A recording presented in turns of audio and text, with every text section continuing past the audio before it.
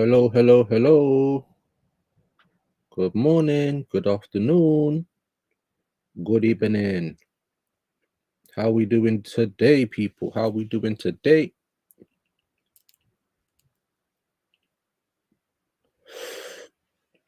We are back, baby. Back, baby.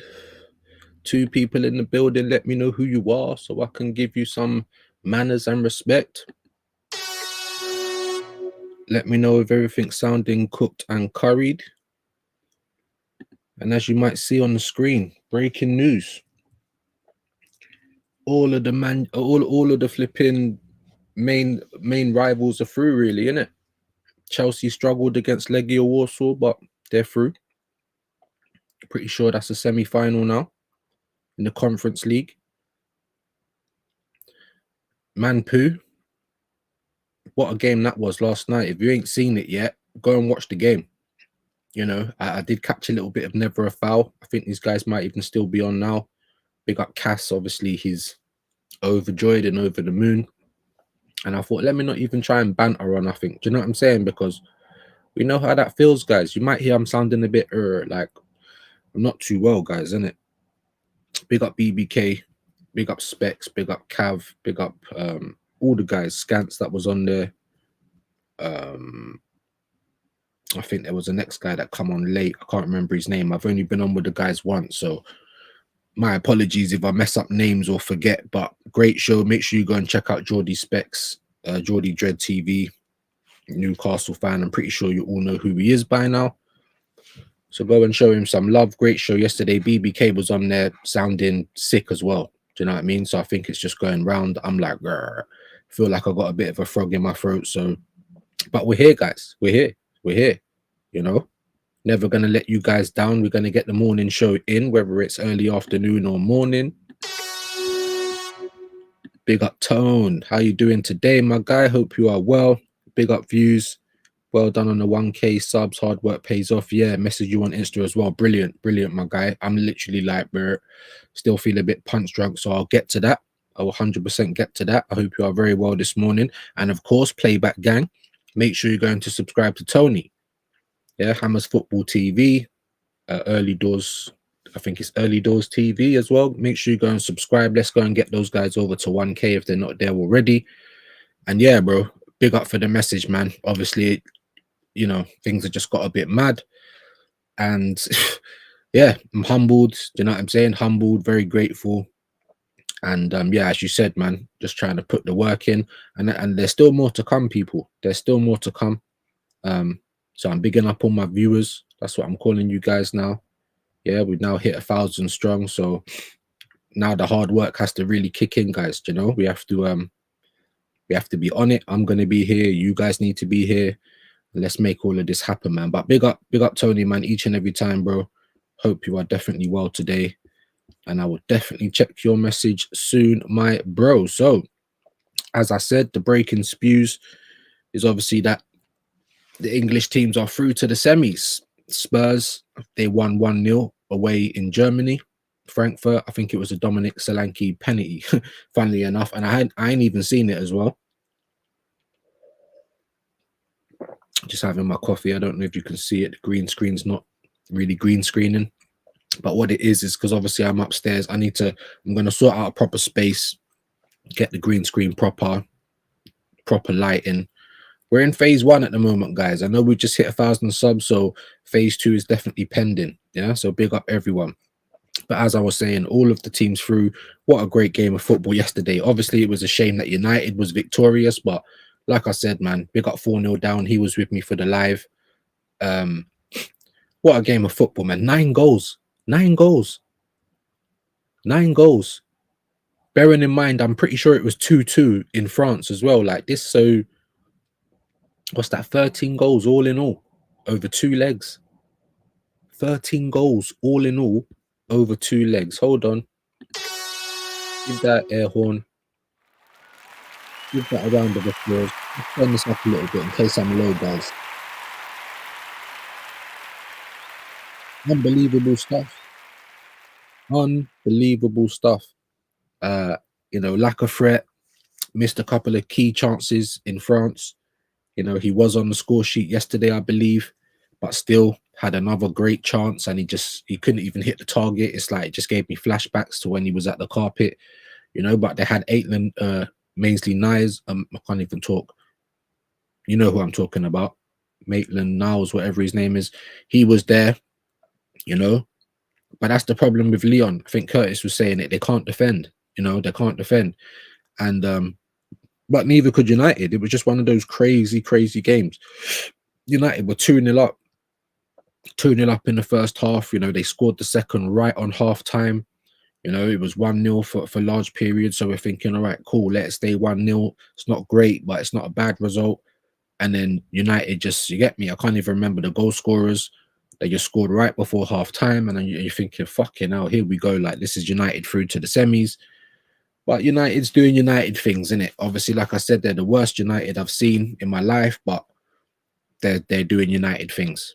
You know, before Eric Ten Hag got sacked, he still won a couple of trophies for United, and that's more than what Arteta's done for the Arsenal, innit? So United doing United things. So we're like, all right, cool, United's going through. You know, let's hope whoever they play in the semis will knock them out, la-di-da, la-di-da. Then obviously, you know, we was hearing that Tottenham were winning, so it weren't, you know, in terms of a hate-along, it weren't very successful, guys. Do you know what I'm saying? Where was the success? And then all of a sudden, the second half started, and again, Man United doing Man United things. So when I say Man United things, that could be them doing something crazy like winning 5-4 from 2-0 up and then going 4-2 down. Or Man United things like apple crumble, Onana messing up. Do you know what I'm saying? Bad defending, whatever you want to call it. So it's Man United things in both directions, if you will. Big up the assembled. Hope you are well today, my bro. Big yourself up. Thank you for passing through. Just hit that like for me on the way in or way out. How you feeling today, my bro? Hope you are good, man. I'm a little bit groggy, feeling a bit sick a little bit, but we're here, man. We're here. We are going to be working today. We are here, people. He's saying Hammers, big up. Yeah, I don't know if Tony's still here. I think he's in and out. But like I said, man, I hear it. I know other people might be live. If you're in and out, peace and love to you. Just hit the like for me, people. That's all that I can ask for. So yeah, what a game of football. You know, second half starts, boom. All of a sudden, I'm just getting to the main points. Like, you know, it's 2-1, it's 2-2, it's 3-2 to Leon. I'm thinking, shit, BBK predicted 3-2. I predicted 2-1 Leon. So I'm like, all right, cool. Maybe the 3-2 is on. We got to 3-2, it's on. Boom. Not only that, we got to 4-2. Man United at Old Trafford, like 4-2 down after the first leg, which was 2-2 in itself. So it's just goals galore. You're thinking that that's it, you know, like Man United fans going mad, you know, scenes, you know, Ruben Amorim looking embarrassed, all of that shit.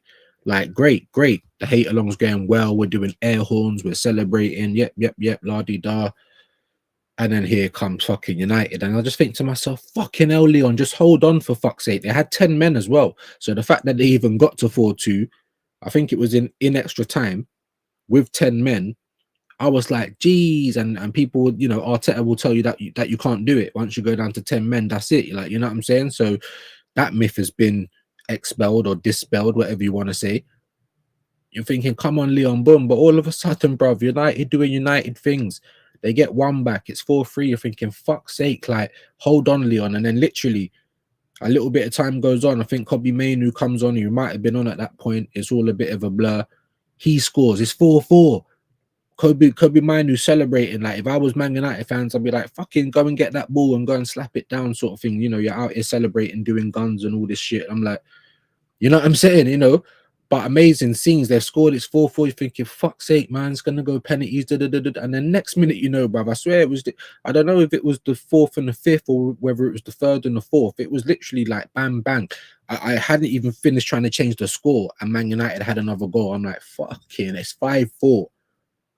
Leon were losing 2-0. Leon's come back to be leading the game 4-2, to then only lose it 5-4. Like, what a game of football, guys. Like, when you take off your hate cap, you know what I mean? Because obviously it was a hate along. But when you take off your hate cap and all that shit, let me put this down. You might see a bit of sun. Apologies. Yeah, when you take off your hate cap, man, 9 goals. 4 goals in the, you know, 13 goals in 2 legs, bro. Like, wow. What a game. So I see Cass, you know, he was saying that he had tears, and what a game, bro. What a game. I mean, obviously I'm 41 now, so I was very much alive in 99, so I saw all of that. You know, this is nothing like that, but for some people that weren't alive in 99 and didn't see any of that, this might feel like that for you lot. What a comeback. What a comeback. But what a game. What a game of football. Obviously, like I said, it weren't a successful hate along, so unfortunately, you know, we couldn't celebrate all the way. But like I said, when you take your hate cap off, you say 9 goals. 9 goals. What a game, man. Slabby Maguire probably having the fucking time of his life playing under Amorim now in the back three. Definitely suiting him. I think he's been one of United's greater players. You know, not Garnash's, you know, doing Garnash's things, missing, but he's always kind of a problem. He's always dangerous, Bruno.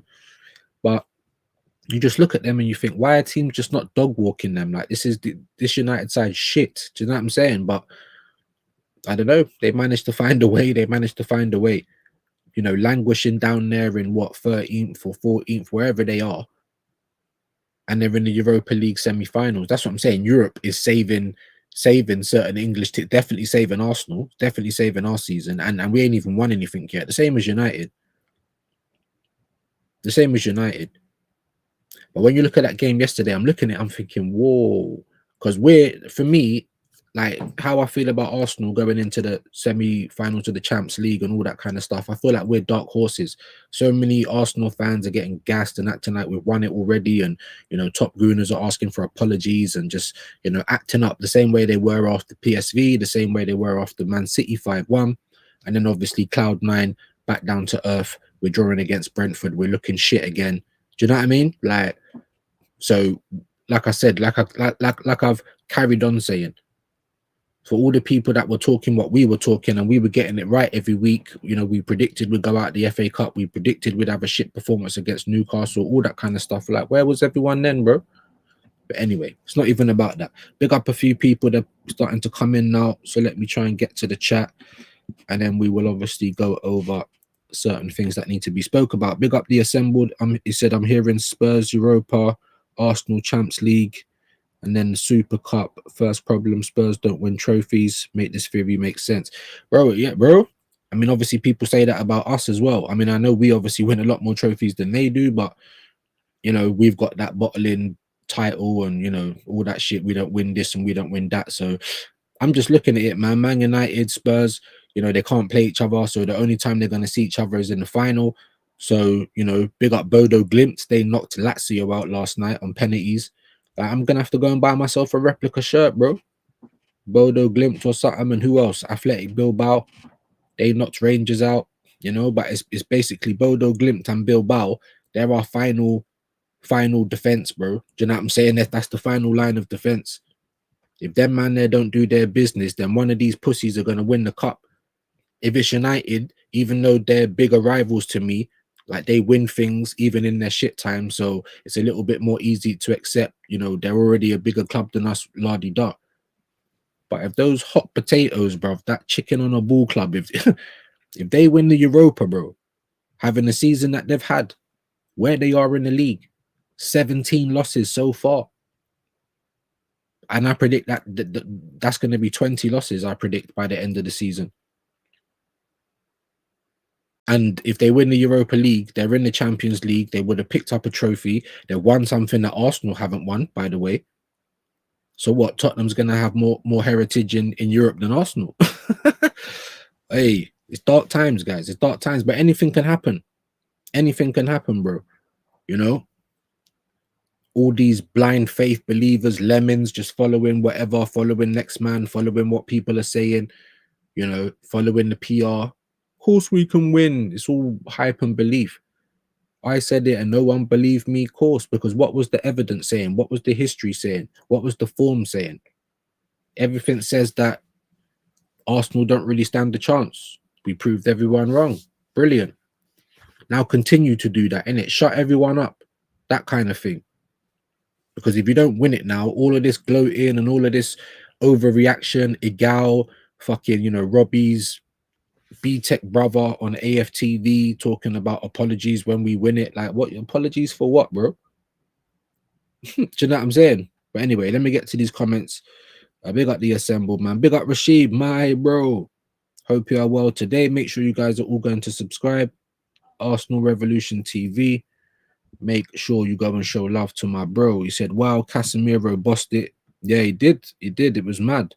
It was mad. That's what I'm trying to say, bro. When I'm looking at this dusty team, I'm like, come on, man. Is this really what we're doing? Do you know what I'm saying? Like, team should be dog walking United, but again, I'm looking at Leon like, why are you so like, fuck's sake, defend, hold out? You know what I mean? Like, do everything. And I was saying that beforehand, and I didn't think they had it in them. Then they went 4-2 up, so I had to give them some props. And then just like in typical United fashion, they crumbled again. Like, what a game of football, though. What a game of football. Big up BBK. Hope you're well today. Sounded a bit like me. A little bit croaky yesterday. I'm not too well. Throat's hurting, voice and all that rubbish. So get well soon, my bro. Make sure you go and subscribe to Broski as well. Go and show him some love. Big up my bro 4-0 down. Go and subscribe to him as well. Got a couple of videos on the channel. Go and show him some love. He was with me on the watch along yesterday. Hope you are good today, my bro.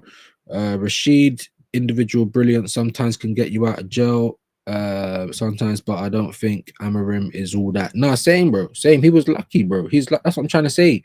Any team worth their salt. All right, you're 4-2. You're 2-0 down. Then you brought it back to 4-2, like in extra time.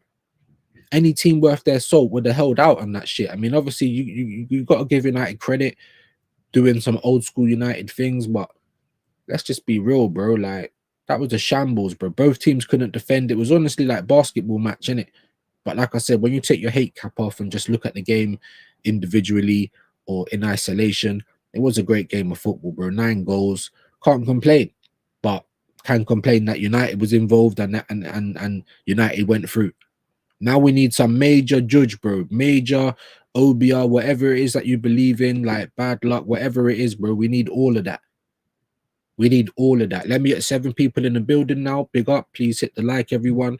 Let me know who you'd rather win this competition, bro, because I know who I would. And listen, Man United is my bigger rival. Tottenham are like the noisy neighbor, but I don't want the noisy neighbor to be getting anything, bro. It's mad enough that they think they can chat to us now. Do you know what I'm saying? So it's dark times, bro.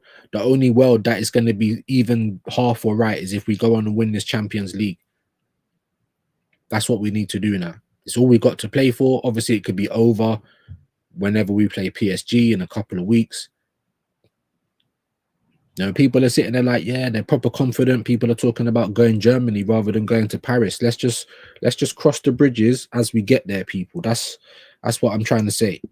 That's the message I am pumping out. Big up Paul Brady, my brother. Hope you're well today, bro. He said, all right, mate, just dropped a like because I'm going to watch Tranmere today. Don't laugh. Hey, I'm not laughing, bro.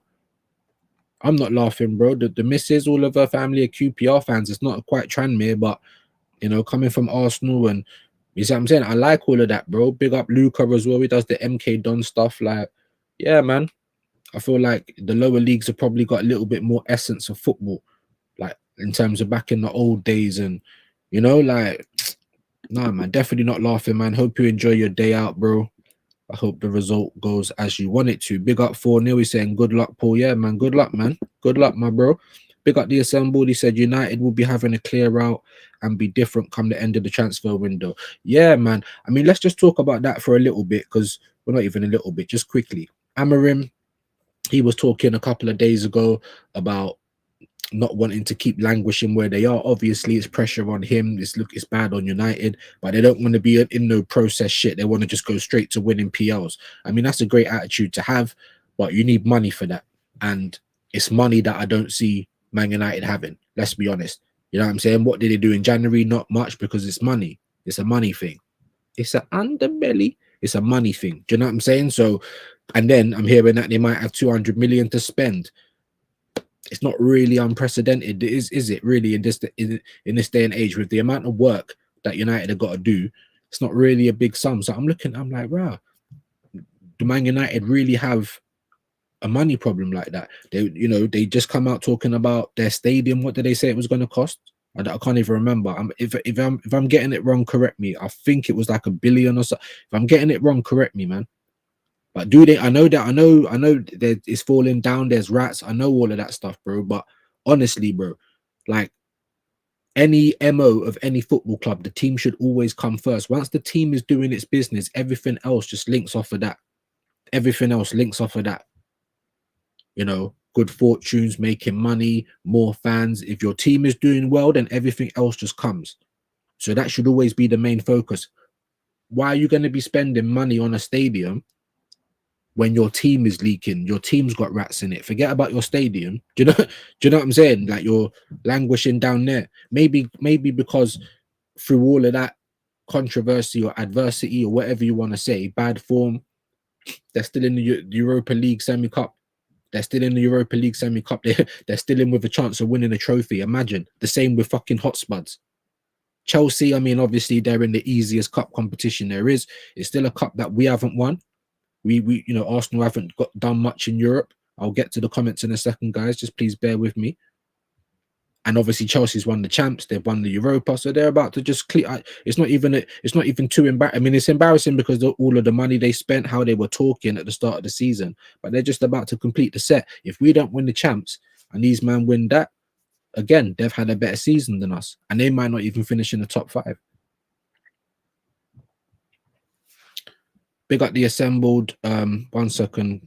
Big up Paul. He said, cheers, gents. They are 21st in the league. Hey, it's a different experience, bro.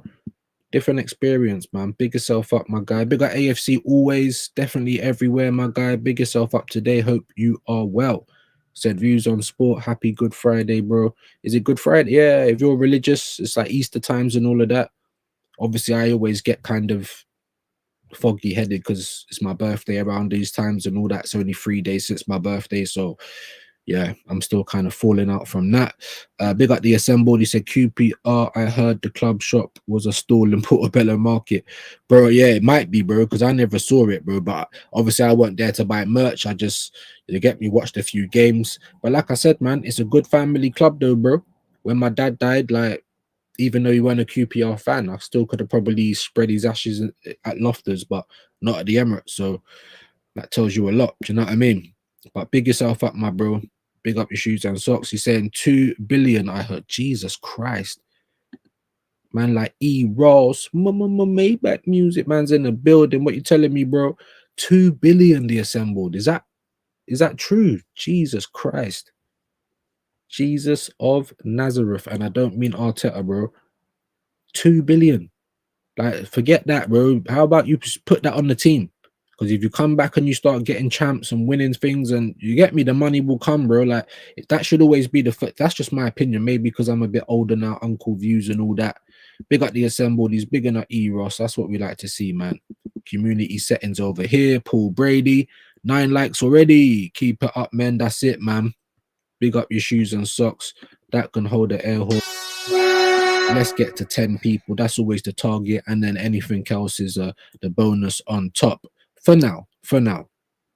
But big up Paul Brady, man, each and every time. Big up AFC again. He said, since we have moved to the Emirates, we have only won 5 FA Cups. Yeah, that's not good enough, bro. What has it been like? Nearly 20 years, isn't it? Next year. When did we move into it though? Was it 2006?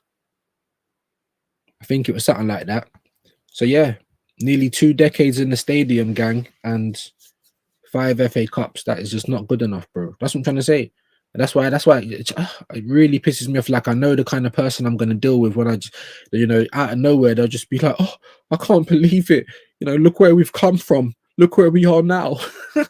Big up Turkish, yeah. If you ain't subscribed to Turkish and you're an Arsenal fan, then I don't really know what you're doing, but go over there and subscribe to Turkish London. He's done a great blog. I was watching it last night. 45 minutes long. Just putting my charger in. Give me a moment. 45 minutes long. His time in Madrid. Great vlog. Plenty of funny moments in there. Plenty of natural, pure euphoric moments. Bro, and he met someone out there, yeah? He met someone out there. I don't know who it is. I think it might be another blogger or YouTuber. It's on the vlog. Black fella. You can obviously go and check it out for yourself. So obviously they're cool. They knew each other. The first thing man said is, oh, look at where we've come from, man. Do you get me? Like, I'm just thinking to myself, fucking hell, it weren't even that bad, bro. This is the narrative. So if I hear you saying that, then I know what kind of person I'm dealing with, and I know we're not really gonna agree on much in it. We ain't. We're not gonna have an enjoyable time. We're just gonna have to enjoy this result in isolation. Like, look at where we've come from. Like, everyone treats this Lego head like it's Jesus of Nazareth, and I'm just like, wow. Look at where we've come from, bro. Man, we're in Tottenham's. Man's acting like we're in Tottenham's position. But hold on, what you telling me? What you saying, bro? Man, you good? Man, like Yasser in the building, big up. What you telling me, man? You all right? I'm alright, man. How about you? I just saw you live, and I had a bit of time, and I thought, yo, we've never done anything First together. time on the channel and all that. What you telling me, man? Yeah, no, just going through the news, bro. Same old shit. Morning ting. What did you make of yesterday's games, my bro? Obviously Chelsea was playing. I don't even remember who we were playing. Legia Warsaw. That's it. I only watched the second half because we already beat them the first game, innit? But obviously, it didn't go the way I was thinking it was gonna go. But that man came in, yeah, but all the flares and that, the Stamford Bridge. We've never seen that in a while. Hey. So yeah, man, it was. I didn't like the game, bro. Like, especially our front line, it's poor, man. As in, obviously they're very low in confidence. Some people are just not playing well. Do you know what I'm saying? It's just a lot of things at the same time. It's not excuses, but it's almost like a lot of things went wrong at the same time for us, isn't it? Yeah. No, I'm interested. I'm interested to hear, because obviously we're all gonna have our opinions as rivals and people looking from the outside in. Obviously, people that don't watch Chelsea week in, week out.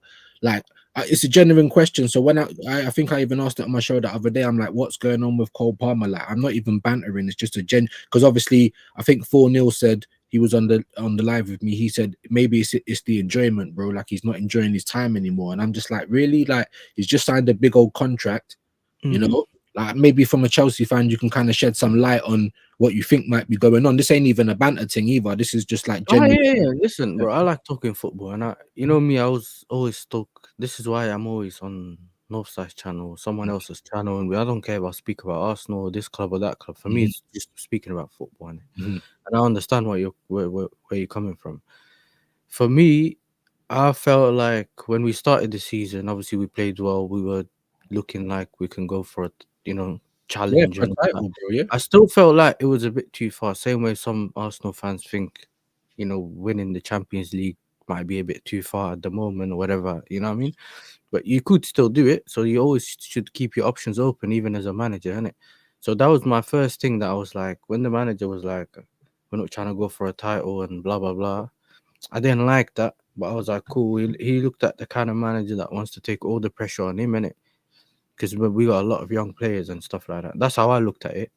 I Okay. still didn't like it because I'm not never been used to a manager saying I'm not going for the league or something. But you're like, you know what? Maybe he knows something that we don't, innit? So Mm, especially him being an unexperienced manager, mm, you also have to know that he's kind of learning while he's doing what he's doing, innit? mm. This is why I'm not onto him as much as I was as Poch last season because he's supposed to be someone that's experienced. So you can't give him as much. You can't give him the same leeway as someone that we know is inexperienced from the beginning. Do you get what I'm saying? Mm-hmm. Either way, we went through the first half of the season good. The way I said I'm judging this manager is like I've never met like zero, and it starts from zero. You build the trust. Do you Yeah. get what I'm trying to say? Yeah. So the better you do, the higher the rating with me, and then when you do poor, it goes back down, kind of thing. Yeah. I I'm get not it. gonna. It's not like okay, cool. I know a lot of Arsenal fans are gassed about the better guy, yeah, but you know how they're looking at him like he's gonna change the world. I'm Savior. like, yeah, I'm like, no, no, no. How about let him show you that he can do it? That's the angle that I'm coming from, even with this manager, yeah. Yeah.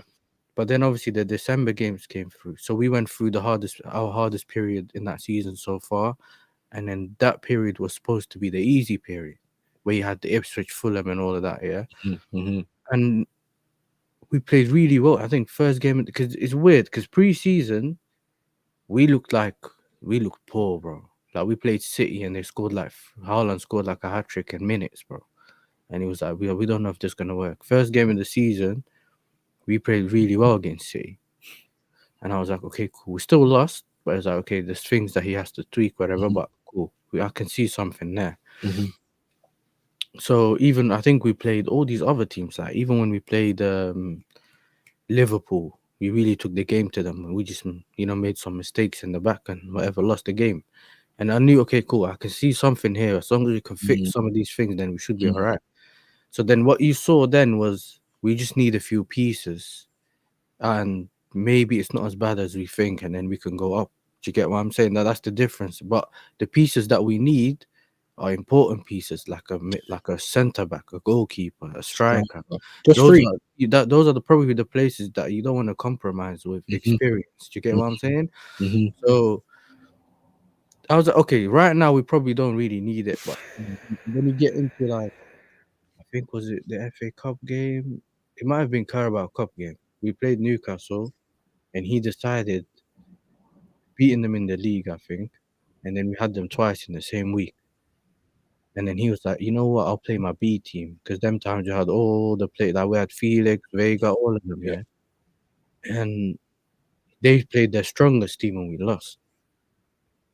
You get it? And Yeah. we just kept missing chance after chance after chance here. But I still feel like he should have had a mixture of some of the players on that bench and the main squad, in it, or whoever's starting 11 are. So we went out of that competition and I didn't like it because I was thinking get one domestic cup, get that conference league together. And if we get top four, that's a good season. Mm-hmm. But then obviously we started to realize, okay, we're getting closer to that.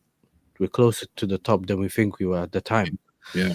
Obviously, got to that period in December, and some of the games we were losing was because of the goalkeeper, innit?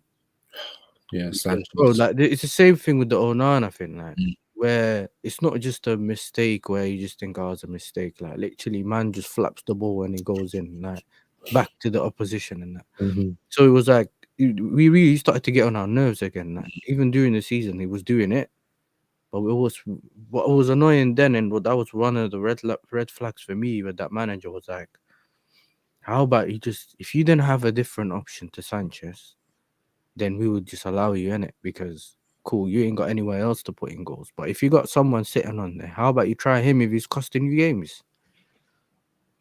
Yeah. So we went into that period and we started losing games. So the way we lose games is that we score first, then don't capitalize when we have our momentum. So either score second, third, kill the game off, and then the goalkeeper makes a mistake, and the whole team's morale just drops. Drops. Yeah. If you watch the games, you see it. He'll concede, or we will concede, and then it's like, well, we weren't supposed to do that now. And then it's almost like we're back fighting instead of just controlling. In Control. terms of the way we play football, yes, we control the game, yeah. But once it goes wrong, it kind of goes wrong. Mm. And then because we have Jackson up front, he doesn't always score goals and all that. Do you know what I'm saying? He misses chances in important times in the game. When he can turn the game around, that's when he misses the chance. Mm-hmm. Now, he, for me, when we realized that we weren't going with like we weren't buying a striker, I was like, you know what? We'll see what Jackson does. And he was playing really well, if you remember, yeah. But I realized, I think at a certain point when we got to that difficult period and the easy period, that supposedly easy period where we lost all our games, yeah, or drew and lost all our games, I realized at that time, yeah, that he was going through a purple patch.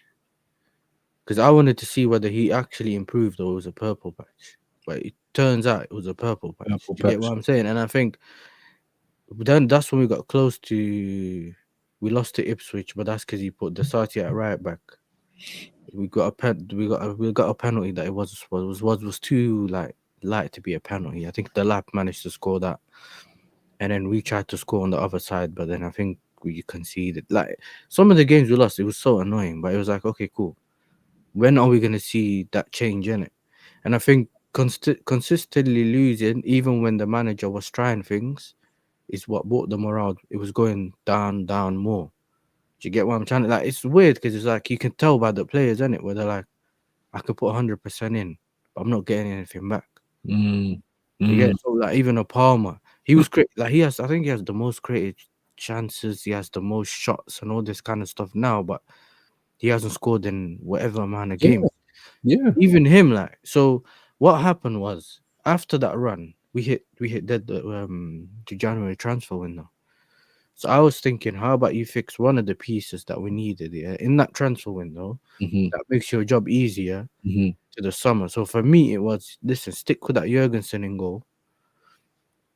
And he's not worth, bro. He's not worse than Sanchez. He had like a very good shot safe percentage thing in La Liga before we bought him. We kind of bought him for a reason. Yeah. And the problem with him is that he doesn't get the opportunity to build his confidence either when he gets in goal.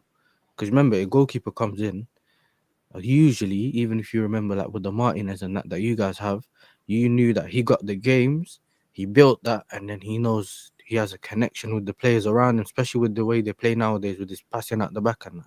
Mm-hmm. You get it? So you Mm-hmm. can't just bring someone in thinking, you know what, yeah, the goalkeeper especially, you're just gonna be connected to all of them. You don't play with them on the pitch. You might play with them like on training, but when there's Not in the pressure on game. now, it's a bit Yeah. different. Yeah. So we come up to thinking, and these man got us linked to Garnacho the whole window, bro. I was losing it. There's never been a player, yeah, where I didn't want, like, I completely was like, man ain't watching this if man comes, like, Yeah. Yeah. because there's a difference, because this is not what we need, bro. I wanted a striker, and I was Strike. like, I don't care if it's the lab, bro. Because you see me, I'm more of a guy. I look at profiles, and I'm Mm-hmm. not with the names. Mm-hmm. Because look at, for example, and I know it's not something relevant, yeah, but look at Marino's offering you, man. Now, we were laughing about him playing up front, and you've watched me probably do this. Mm-hmm. Yeah, Mm-hmm. we make jokes about a DM playing up front, Yeah. but Same as Arsenal fans. if Yeah. you see now, yeah, what he provides to the team, he might not be the guy you really need overall, because he's probably missing that finishing bit, for example, that, or the instinct as a striker. But it's like, if he's the profile that you need and he's 20 million and he's what's going to take your team forward, Yeah. Just get you it. don't need an Isak, or you don't need a 150 million pound striker, because he might come in and he might be a transitional player, but Yeah. you're not playing transitional football. Do you get what I'm saying? Yeah. No. Of course. It's like I'm not trying to Arsenal. be like out of the box, because I know like usually everyone's saying I want that 100 million pound striker, and we've had like the good strikers at my club, innit? But Mm-hmm. sometimes just getting that expensive striker does not necessarily always mean, yeah, that it's gonna work. No, you're right. If Profile. they make the right choice and get the striker that they actually need, I don't care how much it costs. If he No, knows, if that's the guy and he will cook for my club, whether it's 5 million or 50 million or 100 million, it doesn't matter. yeah, the You get profile. what I'm You're saying? right. Yeah. Yeah. You're right. You're right. So Profile. with the lap, I understand that he's at Ipswich, and I know that the club ain't doing well. Yeah, but you can put, I don't know, an Isak in that team, yeah, he's gonna be the main sources of goal. Like even if you watch the lap, he has to take shots from outside the box and all Mhm, this because mhm, they play with like a 4-5-1 sometimes, just one guy up top doing everything himself. That's why you always see him make runs. And but when they played Arsenal, they just sat back and just let him do the running, and it didn't work. I think it was at the Emirates. mm. And I was like, he's tall, he can finish, he has his what's it called? He can strike the ball well, which not a lot of people, you know what I'm saying? There's a lot of things that I'm looking at as a striker and what I think he can provide for the team. It's If a up. he's the guy that you need, get him. If you can't, then you need to get an Osimhen, that's fine. But Mm, bro, on deadline day, both of the strikers got injured. So Jackson and Gu got injured, yeah. And we had Gu on the bench, but I think he never really trusted him to play Prem football. He usually play. He's the top scorer in the Conference League for us, basically. So he's a young yeah, Barcelona. does that a lot. Don't He's a trust him. young Barca player, basically. He Mm, plays up front. He presses really well, but his finishing. bit I to be mean, I desired. never see. I think Barca fans were upset when he left. Which sometimes it's like a sign when certain teams are upset when their player Mm, leaves. Yeah, but it was like, okay, cool. He never really got the opportunity. But for both of them to go down at that time was a bit. Oh, did you get it mm. on deadline day, which then tells you in the evening against West Ham. Okay, cool. Like you ain't bought no player. Hopefully, this deadline day closes without us getting Garnacho, and we'll see what happens, bro. Well, at that point, I was saying, yo, if the window closes and we get no one, I'm happy. Because, bro, I'd rather get no one than Garnacho. That's And how Spurs desperate I was. rough. Yeah, no, The I hear problem that. is that a lot of people don't understand profiles in football. If you've played football, you do. Hmm. But everyone thinks that your wingers like FIFA, innit? Like, all your wingers are goal scoring wingers, all your wingers are direct wingers. So they will Yes. look at like if he, you know what I'm saying, if he scores goals, that's basically a complete winger. Now you can have a Giroud type striker who holds the ball up, or Xerxes, like them ones, like the ones that drop deep and link up play. Hmm. That's when you really want to have goal scoring wingers. Yeah. Otherwise, you can have goal scoring wingers, but they're a bonus to your striker if he's taking on most of the goals. Most of the Do you get what goals. I'm saying? I get Which it. is a lot of people think he just has to be goal scoring wingers because that's the first thing when you talk to them. How many goals has Martinelli scored, or this guy Yeah, yeah, scored, yeah. or They that? say the same for Williams, Nico Williams, all the time, or even Savio, not seeing how much they actually We affect did the it to game. us now with Sancho. He Yeah. hasn't scored that. He hasn't scored, or he scored 1 or 2 goals. He scored at Tottenham and he scored the other day for Ipswich. Hmm. Ah, he doesn't shoot. Yeah, but brother, if he doesn't think, because some players only shoot if they think they'll score. Mm, mm, Otherwise, they think it's a waste to lose the ball. But this is the thing, yeah. If you take risks like a Martinelli, in terms of you run down the line 24/7 and you lose the ball for a goal kick, then you're trash. But if you keep the ball, you're trash because you're not taking risks. not taking risks. Where is that? Yes. So Never. usually keeping the ball is a good thing. Mm, Because yes, you want more risk, so you want probably slightly more risk, or you want your winger to do those kind of things. But if he keeps the ball ticking, that shouldn't really be an issue. It's more of okay, he's doing well, but we need more from him. Do you get what I'm saying? mhm. And with Sancho, you know he can give you more because we've Yeah, seen it. definitely. Because my thing is, yeah, I knew he was a good player. Seen him at Dortmund. He went to United. I think he went to the wrong team because they were more transitional. And you've seen it with some other players that they had, like what's his name? Like Xerxes and that. Remember, they first came in, they're telling us who's that lump up front, he doesn't know what he's doing. I'm like, bro, he's a Berbatov type striker. He's not fast, but his whole thing is just based on playing good football and he links up with people. But if you just pass the ball to him and he will link up with you, he might drop deep, but he wants runners around him. You get runners around him that have good first touches and that's fine. Mm, Because that ball will stay over on that side of the field. If you got players with bad first touches and all that, and they just spam the ball to the other side, what ends up happening is the ball will just keep going to the other side of the field, and he's going to be 200 yards away from goal. So with not Sancho, following he was. football, yeah. Yeah. What'd you say?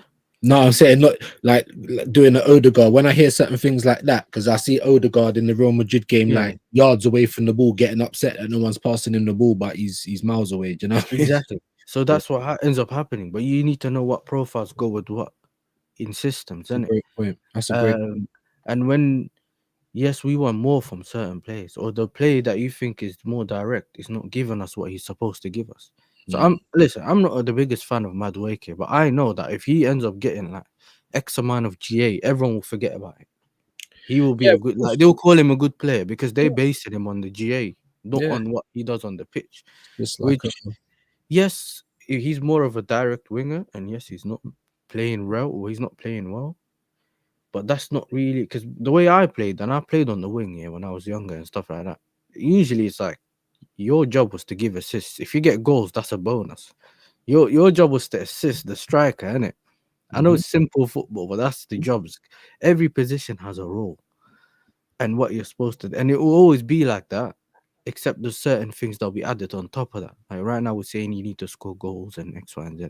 My job as a winger was always beating your man and creating a chance for your striker. creating a chance. Yeah, You know yeah. what I'm saying? And yeah, man, obviously going back to Chelsea, went back to that season, and I think from January onwards, we just kept losing games because now we didn't have a striker up front.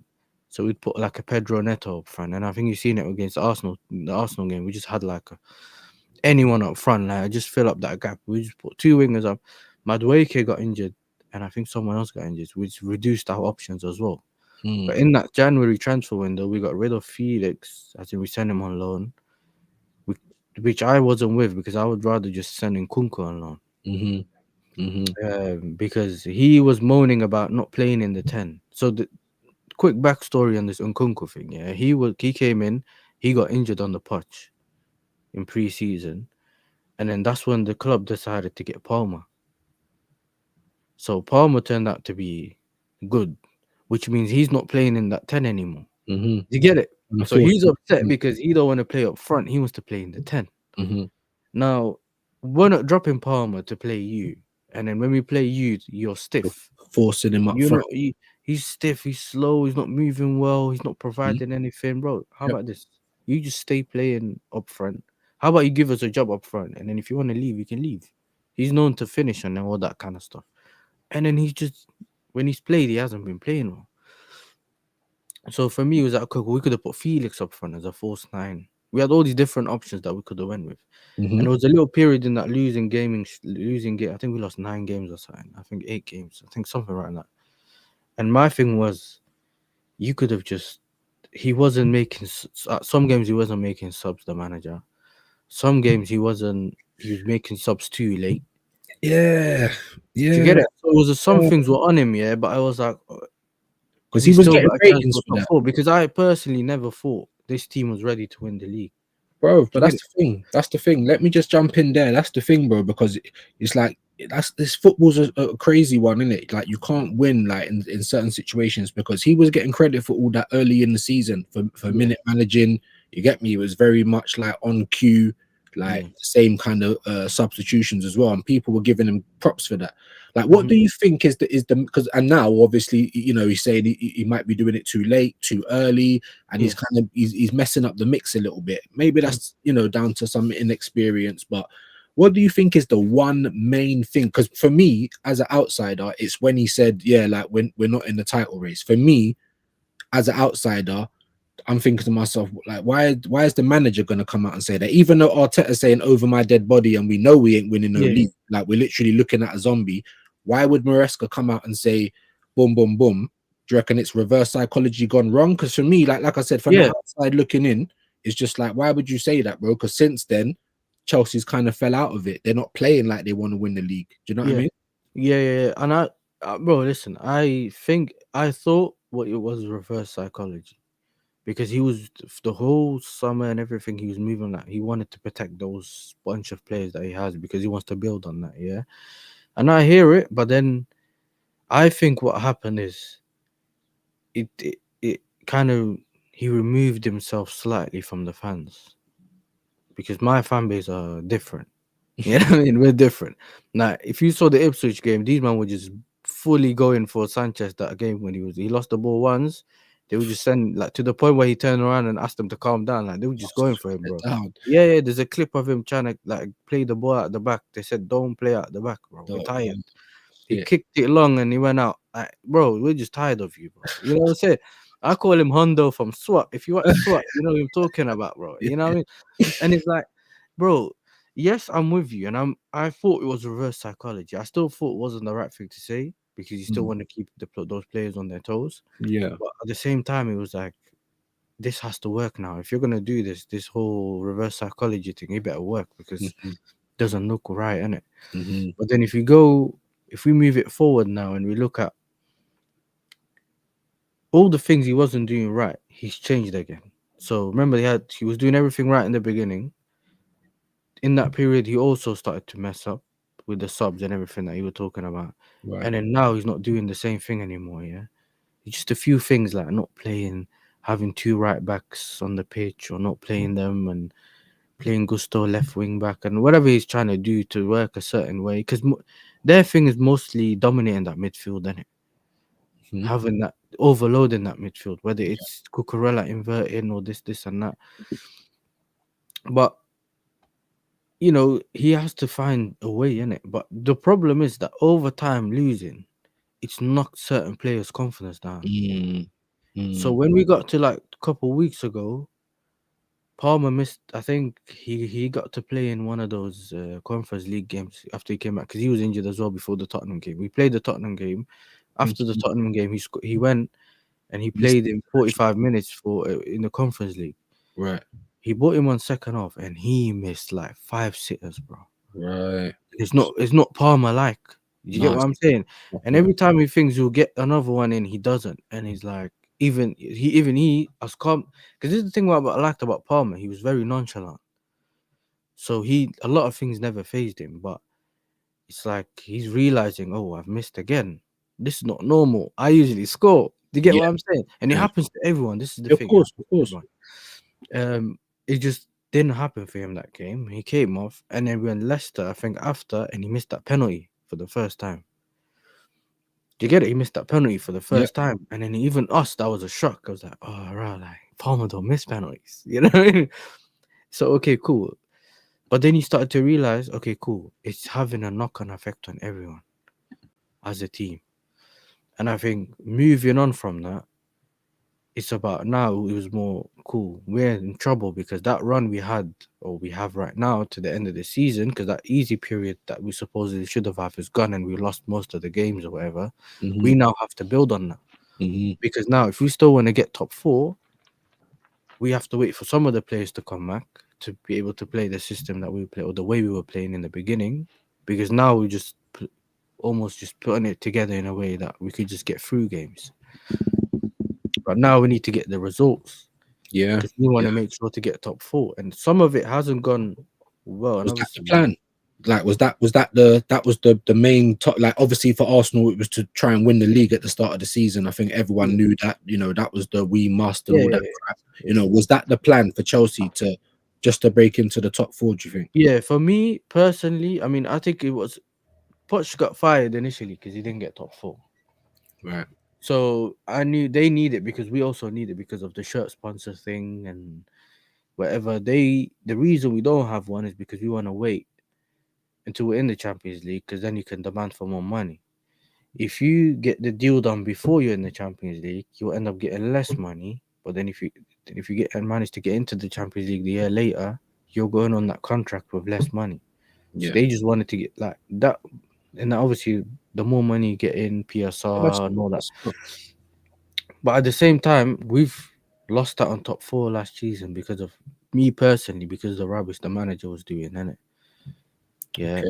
And obviously looking through it now and looking through the season, I feel like we know okay, we didn't get it last year. The minimum we should be getting is top four. We're in a competition, whether we like it or don't like it, whether it's a small cup or not. The only way I'm looking at it is like it's the competition and we should just win it regardless. We're the best team in that conference league, yeah. But at Mm. the same time, if we win it, we were like the first team that won all the European Cups and all Yeah. that. So Yeah. there is something to it, even though we might not look at that trophy as having that much weight, if that kind of makes sense, yeah. I was just Besides saying that, that. besides that, my aim personally was to get a domestic trophy, that trophy, the Carabao, the Conference League, and get into the top four. I thought the year after or next year, that's when I'm expecting to challenge. Mm. You get Mm. it? But that Mm. all goes with fixing the pieces. The Right. problem is that if you go through a season and you don't sort out your problems, you don't build on it.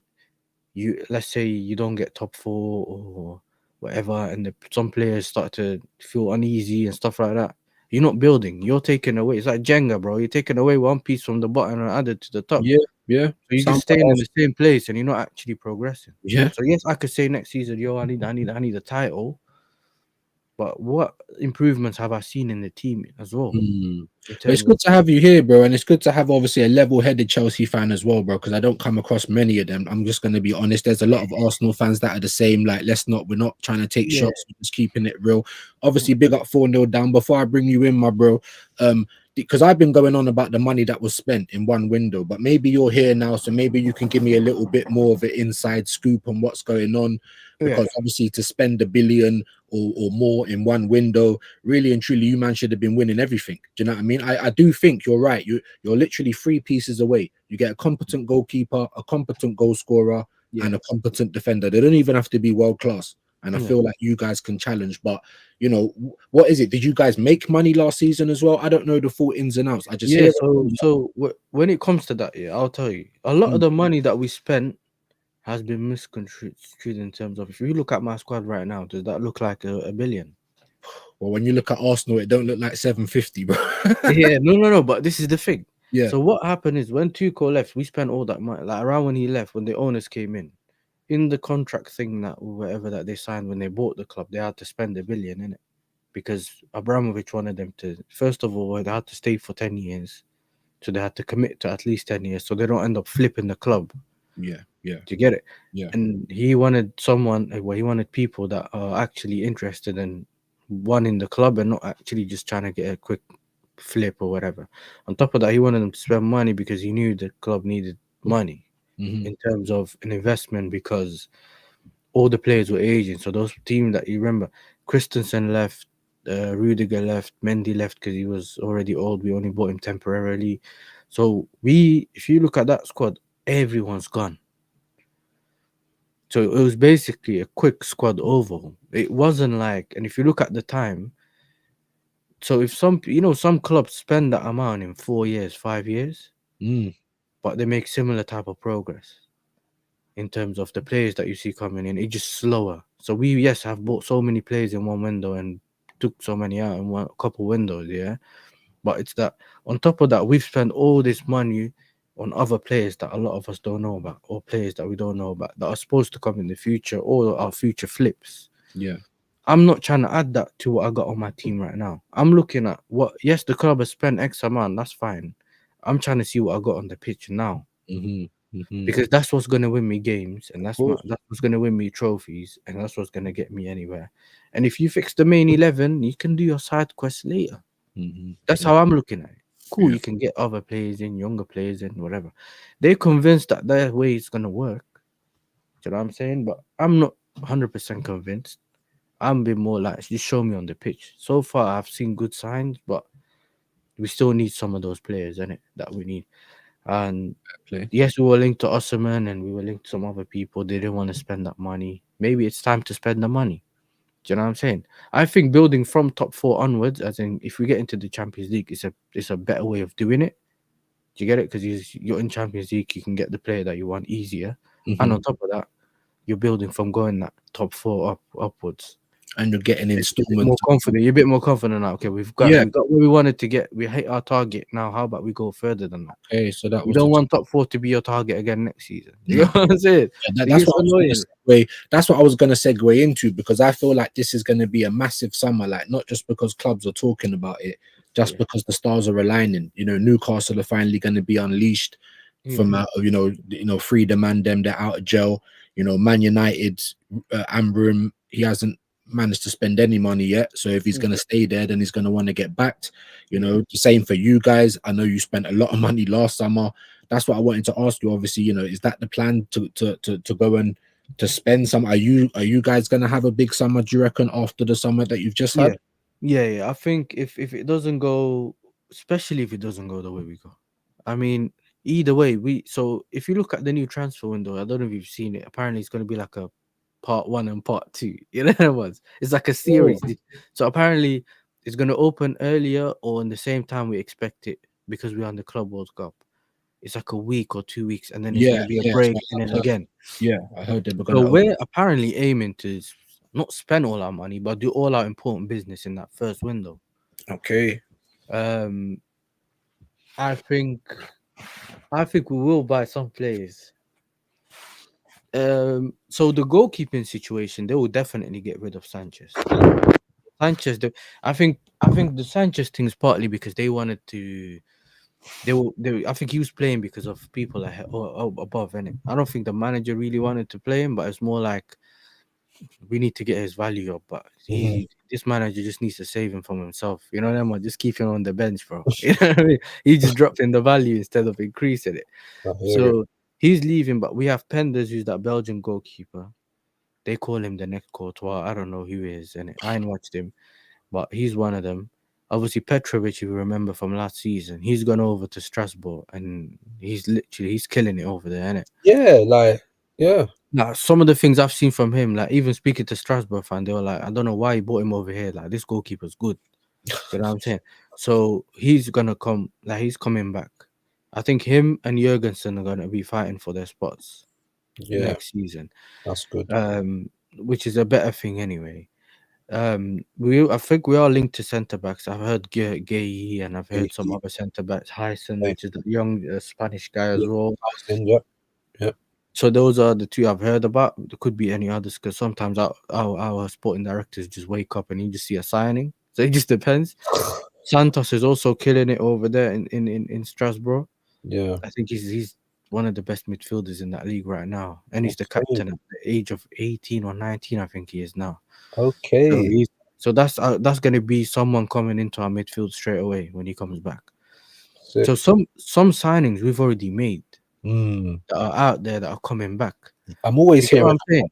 young On guys. top, it's just that we need that striker, and I think Yeah. I've heard some stuff about left winger or whatever, and I think the few players that we might see leave might be like a Badia Shield or the Sasi, even Colwell might leave depending on if because he came out recently probably saying something like if we don't get top four, I want to go to a Champions League club. That's fine. You know what I'm saying? You're rubbish anyway, bro. Yeah, that's Yeah, you wild. could go. Madueke got interest from Newcastle. Okay, that might So be a good move for him. they might move him on and get someone else in, but we also Yeah. have that Esteval guy from Brazil coming in. Okay, Who they okay. wanted to bring So in. there's always something going on. That's the difference between Chelsea and Arsenal, though. Like, that's the one thing I'll give you. Like, you're talking about waking up and just seeing a new player. Like, all we do is wake up and see talk about a new player. Do you get me? Like, it's long, it's long. But obviously, 4-0 down. Are you there, my bro? You there? Yeah. How you I'm doing here, today, bro. my guy? You good? I'm good, man. I'm good. How are you, bro? Yeah, man. We're all right, man. We're all Who right. does he support? This is an Arsenal fan, man. So I definitely still support Chelsea, bro. I thought I'd bring him in because man's here. Let me just quickly get to one or two of these comments again, and then I'll obviously ask you too about what you thought about the games last night. Big up the assembled, like I said. Big up Ross. Big up Paul Brady. Big up AFC always. Big up Hyper Protagonist, man. Hope you're well today as well. Thank you for passing through. There was a couple of comments. A Hyper Protagonist said, think about it. All three European competitions could be won by an English club this year. So hold your thoughts on that. It could be something we have a little chat about. Big up Gary. Don't waste a tweet. Big yourself up, my broski. Make sure you're all subscribing to Don't Waste a Tweet.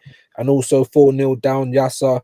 Make sure you go and subscribe or try and get their links. Or any of the mods, get their links in the chat for me, please. 4-0 down's bigging up everyone. Yep. Everyone just kind of bigging up each other. So community settings, just how we like it.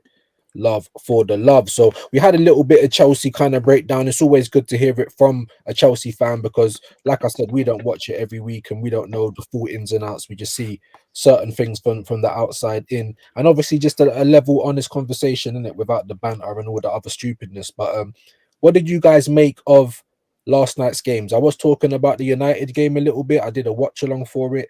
9 goals. I mean, what do you guys make of that? Obviously, we haven't heard from 4-0 down, so you might as well start, my bro. What you want to talk about, the United game or the Chelsea Well, game? your thoughts on yesterday in general. Chelsea, obviously, they lost, but they scraped through. United game was a wave, innit? I can't lie. Yeah. I did say at the beginning of the stream, even though I want them to lose, I don't really know Man United as a team to lose at home in cup competitions that much, innit? Like it's just something about them, bro. So I don't know what it is. Is it when the crowd gets going? One of them ones it probably is. It's just Fergie time. Ferguson, everyone owes Ferguson favors. I love that rubbish in there. But nah, man, the game was wavy. As much as I don't want to go through the game with cards, then I can't really complain from. Man could just hope for the next game these man get slapped. Yeah, man. And what did you think of? Obviously, you said you watched a little bit at the end of the Spurs game. Like I said, I ain't seen none of Yeah, it. yeah, yeah. I saw a bit of Spurs. The thing is, though, I have to give Spurs their credit because when I saw Spurs' first game against Frankfurt, bro, they had Frankfurt on toast. Bro, Really? it should never have ended 1-1. They were moving to them, bro. Wow. Wow. Yeah, so but Spurs, their defenders yesterday, gotta probably take it out to them, bro, because that man did well. Romero, Okay. the man, don't be rash. Okay. I ain't seen. Like I said, obviously I was watching the Man United game. I literally saw Bodo glimpse. You know, we was watching. The last couple of penalties from that. So we saw. Yeah, Sorry, excuse me. And yeah, so I didn't get to see all of it. We was watching a 9-goal thriller, man. Yassa, what did you trust make me. of the games yesterday, my bro? I was out with the United game. I think I watched the second half, and obviously they got the red card and that, which was childish. But that red card wasn't a red card. It Yeah, wasn't a bro. second yellow. I thought he pushed him or something. Because remember, he was at the bottom right corner of your screen, and he just saw, I think it was Lenny Euro or something fall. Full. Yeah. And he just thought, and then he pulled out the yellow card, gave him a red, and then they showed the replay, and I was like, you could tell by the way the player was running, he didn't even see his leg. Didn't even, yeah. It's like he Yeah, didn't. sometimes when players do it, they usually look at the leg and they kind of go Right. for it. He didn't even look, like when he hit him, he was like, oh, you could say he was a bit shocked, and he turned around and the guy just pulled out the card, and I was like, oh, man, trying to sabotage the thing, bro. Fergie made the call, bro. Referee, You innit? know what I'm So saying? you referee Fergie owes made the Ferguson call, favors, man. That's what it and is. it went into extra time, and I had to hop out quickly. And he was like, my phone was just going off, like, boom, a penalty. I'm like, yo, it's a penalty. I'm going around. As soon as there's penalty, there's a goal. I will message no side message me whatever, and then I must have gone out, went back home. I'm seeing what remontada. I'm like, what? What? 2 goals, 3 goals Remontada, bro. straight away, and I was like, because remember it was like a pen given. Wrong game, Then it though. was like this goal, Maguire, boom, and I was like 2 goals in 3 minutes. This is why you don't turn off games, bro. You don't, bro. Man, are leaving games. I remember even that Real Madrid game against Arsenal, the first leg. Before the 45 minutes, I'm seeing red chairs and that in the stadium. I was gonna watch them, and I was thinking, what happened, bro? Like It I happens, thought you wait till the whistle, you know what I mean? But Yeah. yeah, obviously that's that game, and I was like, Man United just look poor, man. They look so poor. I'll let you carry on. I just need to come in quickly because I'm always saying this to 4-0. 4-0 joins me for a lot of the watch alongs, like just to Yeah. kind of keep man company. And I'm sitting there baffed all the time. This is the worst Man United side I've ever seen in my life, bro. They should be getting dog walked by everyone, bro. And they're just doing United things, innit? So yeah, it's wild to me, man. I don't understand that. Sorry, bro. Carry on. No, it's okay. They seem to have a structure. It's just they concede goals in bunches sometimes. Mm. Because Yeah. remember, like they scored the first goal, I think, and then he was like, you know what, we might be able to win this, and then it's just, well, we conceded 2 or whatever, and you think what? Or because I think this guy scored and then they scored, so it don't make sense, like in terms of some of the players that he's picking, or even the subs don't make sense. Do you know what I mean? And he's like, Yeah, I was saying that maybe yesterday. Mainu in the false 9. This guy, I know obviously Xerxes injured now, but this Hoyland, But bro, no. that Hoyland brother, Kobe further forward is good. That's a good idea. Kobe further back is poor. That's what people don't like him. When he plays in the 8, 6, that's disgraceful. Him in the 10, supporting striker, all of that stuff, he'll play well.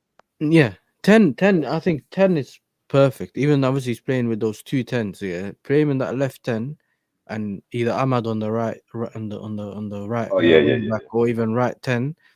It's that's where they should be doing it, and it's a good triangle with them and Xerxes when they fit. But it's like, Yeah, man. Kobe got you good got this, intent. that Sonic guy on the left wing. You know what I'm saying? That Trans 17, he's rubbish on that left. You got the guy up front. Yeah, what's it called? That guy up front, he's so bad, bro. Rasmus. Homer. Man, like He Homer. is so bad, like, bro. I don't know, man. I call him Asmus, innit? He's rubbish. He's not Rasmus, Rasmus. bro. Grass Yeah. who is on So it doesn't help. Like you feel like it's all on Bruno, innit? it's Like he feels mad. like it's all on him, and then Yeah. Maguire when he comes on or something. Maguire, bro, prime John Terry nowadays under Amorim though. That's the one thing I'll say though. He's definitely someone who's blossomed under Amorim, like as Forno said in the three in the back. Do you get me? Like crazy man, Yeah. slabhead, like Yeah, but it'll be like thingy. How many times we see Maguire do his thing for England in three in the back? absolute great. The whole season he gets real cooked. question Goes to England, Maguire plays bad? three in the back, and he cooks. No, hey, that's a good Yeah. question. Sorry, Yasser. That's a good question. Yeah, is Maguire bad? No, I don't. Because people, that's my point. Everyone always used to go on that Maguire's bad, but if you're making man stand at the halfway line and sprint back, not many defenders can do that. That's what I'm saying. But when it comes to defending your box, he's not that bad. You're right. So go on, Yasser. When he's defending, so if you play like a low block or whatever, defending wise, he's good. The minute Yeah. you have spacing behind him or he has to run Oh, back, wait. it's when you don't want to have Maguire. That's when it's dangerous, bro. Spooky. You know what I'm saying? That's when it's dangerous. Yeah. And these managers nowadays, like you've heard me say this before, yeah. Viewz, like they don't play to the players' strengths, bro. Yeah. Too much covering weaknesses or exposing certain, like also dumb manager, and he's just exposing certain players to things that they shouldn't, bro. Now this Amarim guy had Dogu playing right wing back Right and wing Dallo back, playing yeah. left wing back, bro. A couple of weeks ago, and I was like, bro, the whole January transfer window, United fans were crying about needing a left wing back at least, and then his first game he's put him on the right wing back. Right, I know. If And you I'm was in my thinking, channel, how does you this know. work? Viewers of my channel, because I've been saying that for ages. Like, what is the matter with this guy? Like, he's moving like Arteta. You've been crying out for the left wing back. You get one, and then play him at right. You see what I'm saying? You know, great minds think alike, bro. Because I've been saying that plenty of times on this channel. Like, what is he doing? And what do you think of Amorim as well, bro? Like, is it right that he's under fire? Do you feel like it's just a free hit? Like he's definitely going to be there next season? Yeah. Listen, I'm not on the Marcel thing. Yeah, if you know Marcel from Mandem Talk, I'm not on that. I heard him say something on Twitter the other day. He has a free hit next season too. I was like, nah, you must be crazy, bro. You know what? You must be crazy. Because I thought the free hit would be this season. Sorry to jump. Oh, are you saying free hit next season? Like, man, are crazy. You can't. I've said this to like George and that. Yeah, the Tottenham fans when he asked me, and I said, he looks like Amorim looks like. When he got that job offer, he was thinking about it. He went to the village and just got a couple man from there and said, yo, we can make quick buck over at United, bro, if we get set. I've already won the league. I've already won the league at Sporting. I don't need to. We can make a quick 20 million here, a couple months. Because, bro, like, he comes in and he just does things that are just not normal. Like, managers not seem to be helping. He doesn't seem to be helping themselves. Right? You know, them ones, like, he's just doing random things. Yeah. And it's like, you know what, You see, managers nowadays, they do the thing that Arsene Wenger, Jose, and the man used to do. But these men do it with no like. But sometimes you have to adapt, in it. Like, I hear you ain't got your players. Apparently, you want to play your system, but big man, you have to adapt because you cannot have a team like United getting slacked bare times during the week, like Langdon in flipping 15th and stuff. That's crazy, bro. Crazy. Especially if I ran this way, kept it simple. I was picking up results for United. How many other games he was there for? Yeah, because I asked the question, man. I ask it all the time. I'm like, look, I know this is Ruben Amorim. I was giving him ratings when he come in. Like, the only free hit is going to be this season. But even still, this season, he still needs to be looked at because he's moving like Arteta, you know, like the undercover agent. Like Yasser was saying, like, you know, it's like you're working against the team, bro. Because listen, there's so many things that Arteta's done this season that I think is going against the team. If you just didn't do that, as you say, adapt. If you just adapted or just kept it how it is, that's the one thing I'll give him credit for. Actually, just quickly, Arteta is that he didn't tinker with the team on the second leg at Madrid, innit? Do you know what I'm saying? Because he always does it. And I think Ruben Amorim. Yeah, and I think Ruben Amorim's doing the same thing.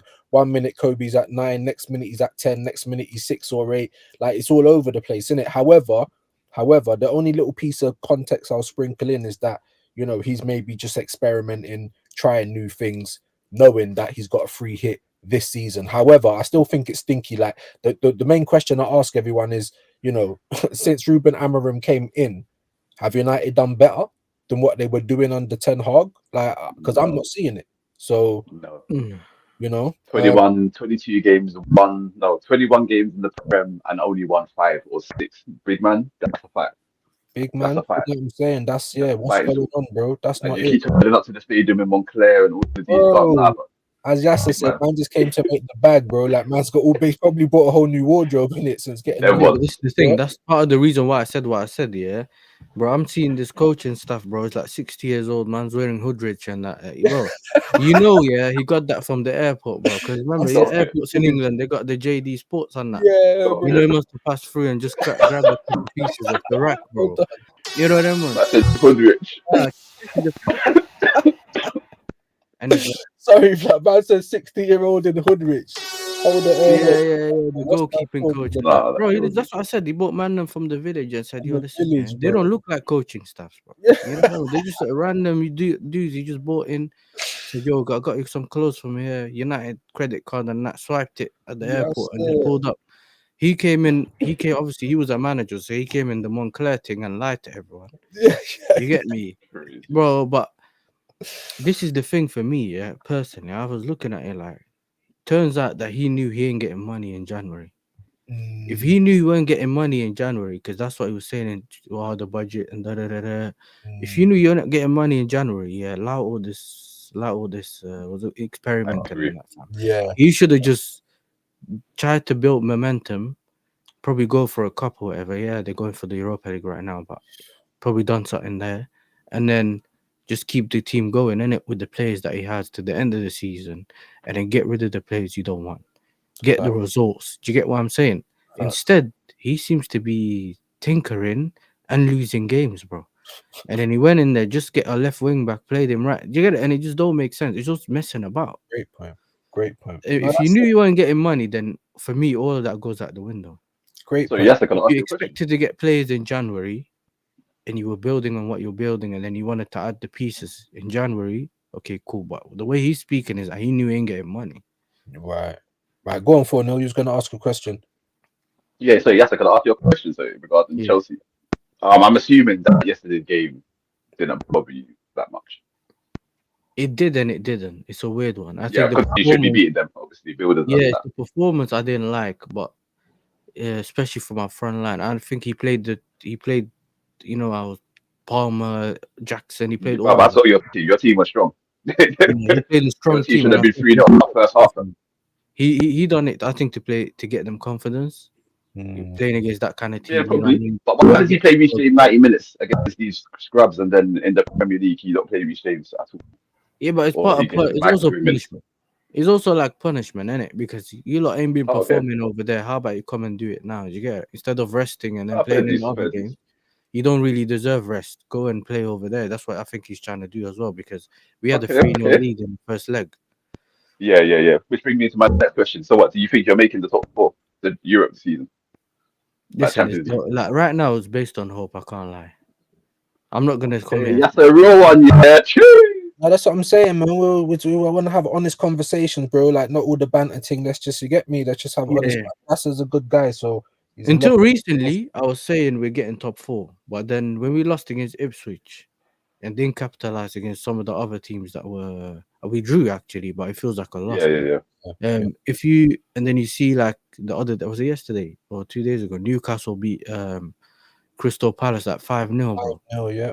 Yeah, we were thinking That beating? if Crystal Palace can do us a little job, you know that was maybe. If we had beaten Ipswich, would have been 1 point behind Forest, bro. So that's how close the margins are, innit? But we still have Liverpool coming up. I think we still have United. We still have Forest. We got Newcastle as well. Villa away outside like that. So we have to win those games, innit? And they look like they're on the better. They're playing better than the us better right team. now. Yeah. But if we end up winning those games, then yes, we can end up getting top 4. But It's still in your hands, United basically, right isn't it? now. Is it still in your hands? Nah. I don't think it's in mine. Oh, it's in Newcastle's hands. Newcastle can even finish above Arsenal. We're 6 right now, I think. Or something like that. So yeah. Newcastle can even, and obviously I was watching a great show with Specs yesterday, and Specs obviously just off the hype of winning a cup and all that. He's talking crazy, but at the end of the day, you know, I can see it. You know, Newcastle, especially now they're playing one game a week, they're not in anything else. I think it's in their hands. They could even finish second this season. So, but it's that's a good, honest answer from yourself, level-headed. I didn't know whether it was still yours to take though. Like if you won your games and you can kind of guarantee it. I didn't think it was different at the moment. But I ain't looked at the table recently, so Yeah, so we're sixth, and I think let me have a. I can pop it up quickly, you know. yeah. 'Cause me. I'm like my short-term memory ain't like. See me once the result goes, yeah, I don't look at the table no more. Yeah. Like, Same. That's what I'm saying. I ain't even looked at the table. yeah. Where Arsenal, and that's what I wanted to ask you guys as well, man. Because Europe, man, like Europe seems to be saving the English team this year. Hyper made a good point about all the European cups could be won by English teams. Like, mad. I mean, what do you guys think of that? Do you think it's a kind of because the reason why I'm asking is because a lot of the kind of YouTube conversation has been where the Premier League hasn't been as good this year. They were trying to say second against second in our Champions League game with Madrid. So what do you think, man? Do you think it's a good indication of the Premier League, or do you just think I don't know? I mean, I don't really know what else to think about it. It's a good little stat. All the European clubs could be won by English teams. Guys, make it up. Yeah, I because don't think we're winning. No, say again, bro. I don't think we're winning. I don't think we're winning. Personally, I think I think United, Tottenham, Chelsea, you could argue they're favourites in their competition, but I don't see Chelsea are definitely favourites. Jesus Christ, if you lot don't win that, I was just on Deji's channel with Northside, yeah, and he was saying all three of us can win something. I was like, to be fair, yeah, and I'm not bragging. I have the biggest chance, yeah, and that's just because I'm in the lowest level of trophy, whatever competition, yeah. Arsenal got some of the biggest challenges ahead, PSG, Inter, whatever, yeah, and Tottenham is Tottenham, innit? Like you don't really know, like they can win it or they can't win it. Right. You can see United's come back in it the way they did yesterday. You know what I'm saying? Couple games in, win the games, yeah. I have the biggest chance, but I'm also in the lowest level of trophy. I'm in competition, yeah. So if you guys do the job, then yes. But bro, PSG, the way I've seen them play is mad. And it's not even like I don't. A lot of people say, yeah, but we beat them before. The Arsenal beat them before. That wasn't the same. Like that PSG team that I watched against Liverpool and even Villa, bro. Like, cool. They might have. Yeah. They couldn't really. They didn't expect Villa to go that direct. I think because they switched from playing the way they were playing to like being proper direct with Rashford and all that. But they still managed to keep the go through, innit? Right. Which is another thing. But that midfield, bro. Vitinha, Gomez, and that tall Spanish Ruiz, the way that run that midfield there, that this is how important technical ability is, bro. You don't need to be that fastest midfielder. You don't need to be if you have the IQ and finger, you just know how to use the space. Look at the fullbacks. The fullbacks are regularly scoring goals. That kind of segues onto my next question. Obviously, before we actually do that, what do you think? What do you think of the level of the Premier League, guys? In it, do you think it's a good indication that the Premier League's still the best, or what do you think? Or do you just think the Premier League levels dropped and so has the rest of Europe? Well, Premier League being the best is already. I mean, I don't care what I comment because we're the best players in the world. I don't really see them here, unless you're arguing Liverpool players and City. But City and the Man ain't really play well, innit? So if you look at the smaller games in the other countries, the games are kind of wavy. I can't lie. Italian football has been wavy this season and last season. Spanish football wavy. I think England's more hyped up because it's just end-to-end stuff in the FIFA football, fam. Just end-to-end stuff. Everyone's sprinting all the time. Okay. So you think I'm not gonna lie, I kind of disagree. I can't lie because the Premier League's not really end-to-end. It's more nowadays all control football, man are trying to play at the back and yeah. But sorry, when I say end-to-end, I mean what's the constant? The Premier League. But also the Prem. For me, the Prem is more the results. You get a lot of shock results, and it's like you get all these games. You might get beaten by you might get beaten by a team that you don't expect. So just before you carry on, so would it be fair to say that the Premier League is probably the most competitive league in the world, then, rather than the best league in the world? Yeah, that's the better word. Probably, even though the levels aren't where they've been in the last couple of years. So like you look at a couple of title races. There's only been like what Arsenal, City last year, Liverpool this year, kind of ran away with it. I think the top 4 race is closer than it's more competitive than anything we've seen in this table right now. The bottom's already been confirmed. The top's already been confirmed. You get it? It's just that top 4 is where we got. Whereas some other leagues, there's still points between them. They're still kind of fighting for the title. Like I think it was in La Liga, it's Barca, Real, and Atleti still not confirmed. Yeah. I think you have Napoli and that on Napoli, Inter, and that in Italy. Yeah. So I think we've just done well in the competitions. For me, it's just been like from the teams I've seen, we've done well to get as far as we have, and I think that's probably why. Right. But footballing wise, I think La Man ain't Liga. versing no one. Let's be honest, bro. If Arsenal win the Champions League, I feel sorry for everybody else because no one can compare. Everything else pales in comparison. Chelsea versus nobody in this Conference League.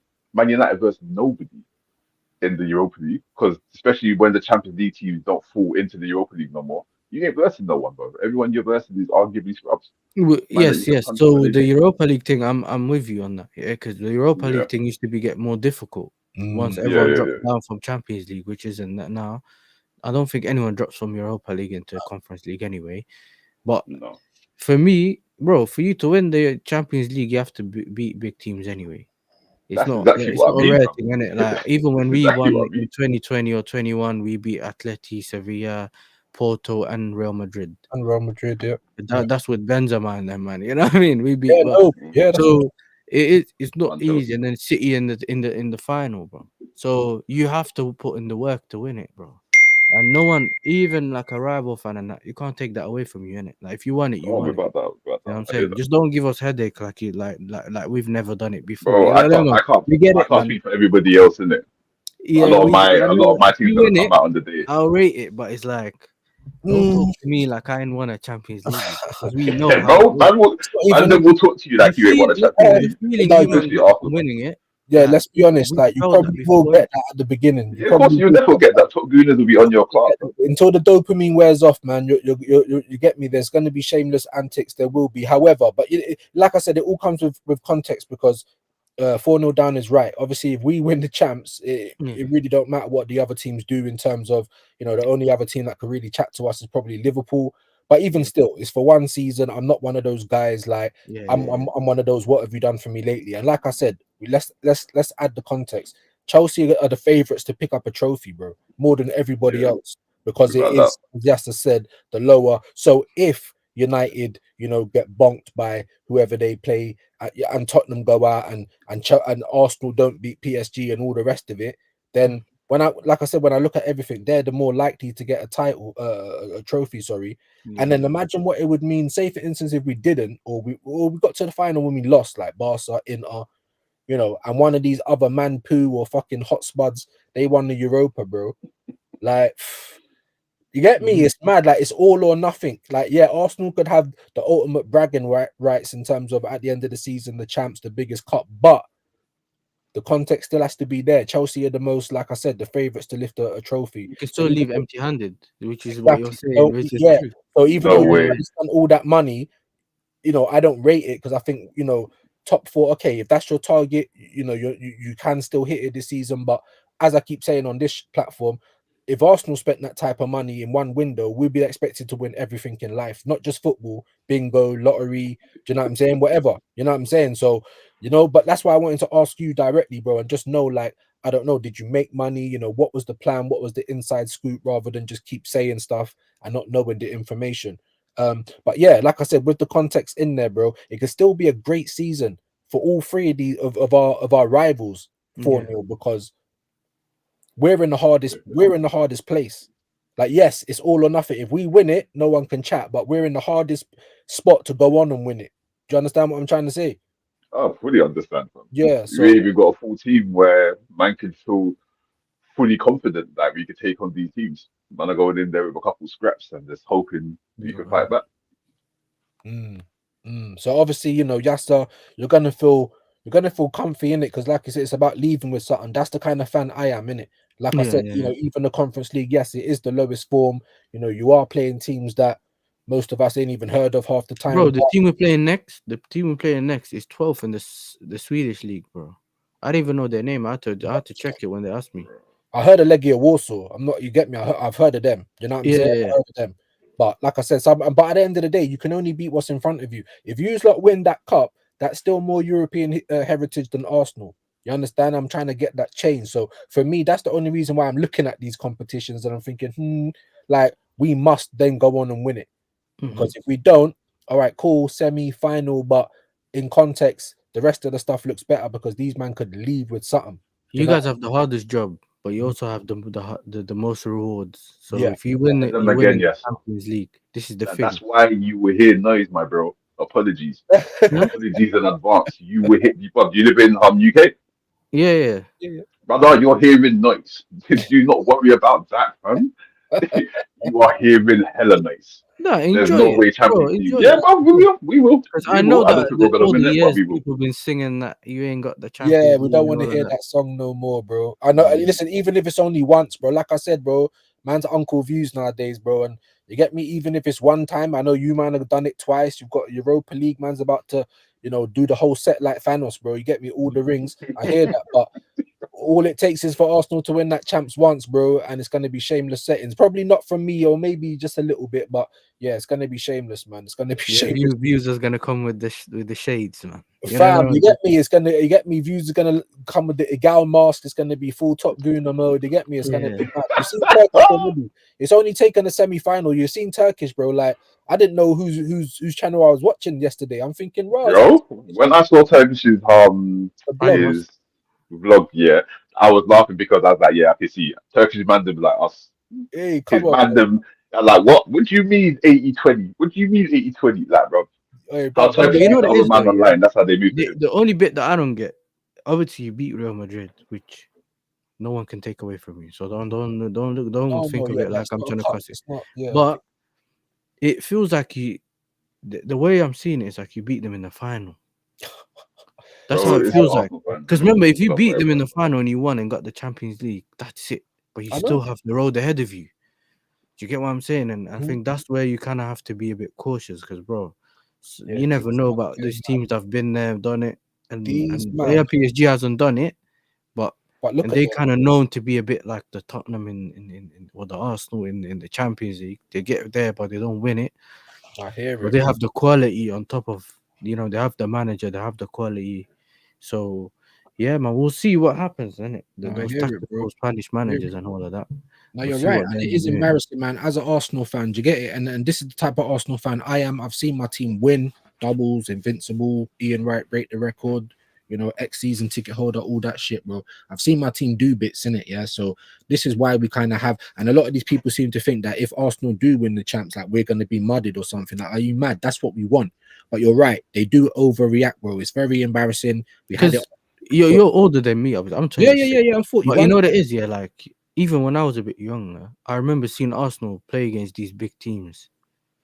But a lot of these younger lots, they ain't never see they probably just come after Wenger, innit? So they only seen Europa League games and they saw that goal Ozil scored when he chipped that and whatever. Like they've only seen that bit and they've never really seen. It's almost like they came at the wrong time, innit? And they've only seen you playing against Europa League or even Champions League teams, but not winning or the Bayern Munich game and all of that. So they think they've reached somewhere, whereas we've seen like Arsenal play and beat teams before, innit? Yeah, bro. But that's a great point. This is where it's a bit weird. This is when I'm like, bro, this is Arsenal. Like, you might be going back towards where you were kind of before. You're getting a bit of like flashbacks from, you know what I'm saying? Meeting like a Real Madrid, playing Barca, all of these. Yeah. I think he just froze up a little bit. No, but I get it, bro. I get it, man. Yeah, because they just act like you've been here before, but that's the problem. A lot of these men ain't. That's down to Arsenal as well as a club not doing enough. Do you get me? In the Emirates, we've had 5 FA Cups. I think AFC always was telling me that. and that's just not good enough in nearly 20 years. Do you get it? So, and you can see, as much as we are a big club and we're always spoken about and we're always hated, you can see in it, we're playing Real Madrid, and some of these man like act like you've been here before, but they just haven't. Do you understand? So some people could even say that about us, the older lot, like maybe we come at the wrong time because we've seen so much, and now that we're expecting the club to push on, and the club don't really want to push on. That's what's kind of annoying for me. Yeah, but it's like it's a bit more like what's it called? Even if you look at it now, like, because this is supposed to be a hot period, like, you know what I'm saying? This is Arsenal closer to the top, doing their thing, and all these years, bro. It's like you're leaving every season empty-handed. To be in this, to be where you are now in terms of far in the Champions League, obviously got a semi-final that coming up. This is what I've been saying. You have to take advantage, bro. You should have taken advantage when you were top of the league. Yeah, I feel like we've missed our chance and all of that. Yeah, I feel like we've missed our chance in the league. This is like it's almost going to waste. Obviously, Yeah, now 100%. you got an opportunity, obviously, now to win something. So you still having something out there for you to win.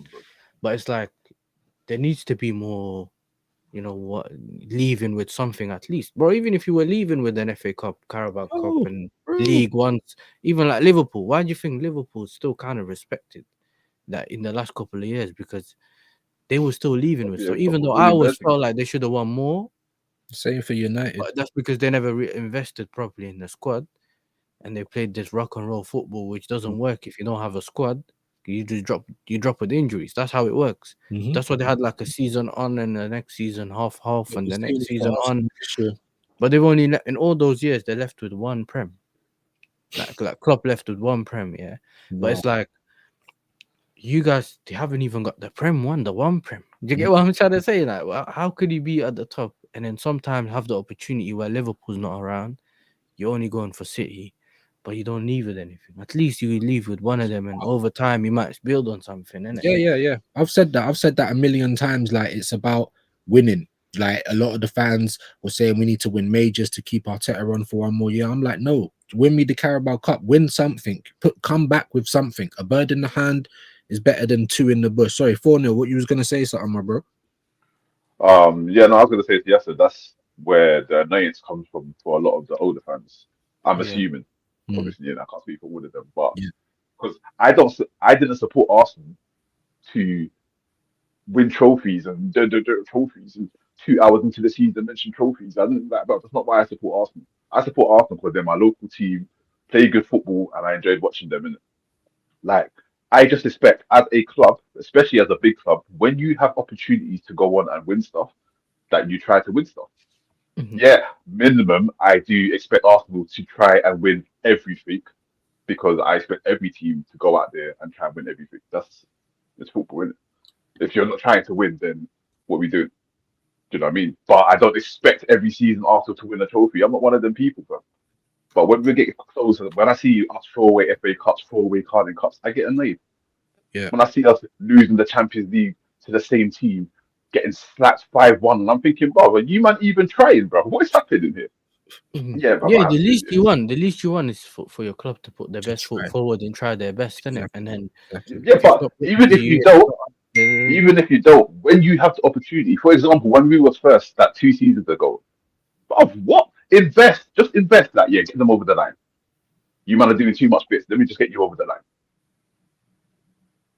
Do you know what I mean? Like, not every day watch and hope. Bro, big man, we're doing well. Boosted the team a bit. Bolstered the team a bit, sorry. We can win the league. Nope, man, watch Trossard do the...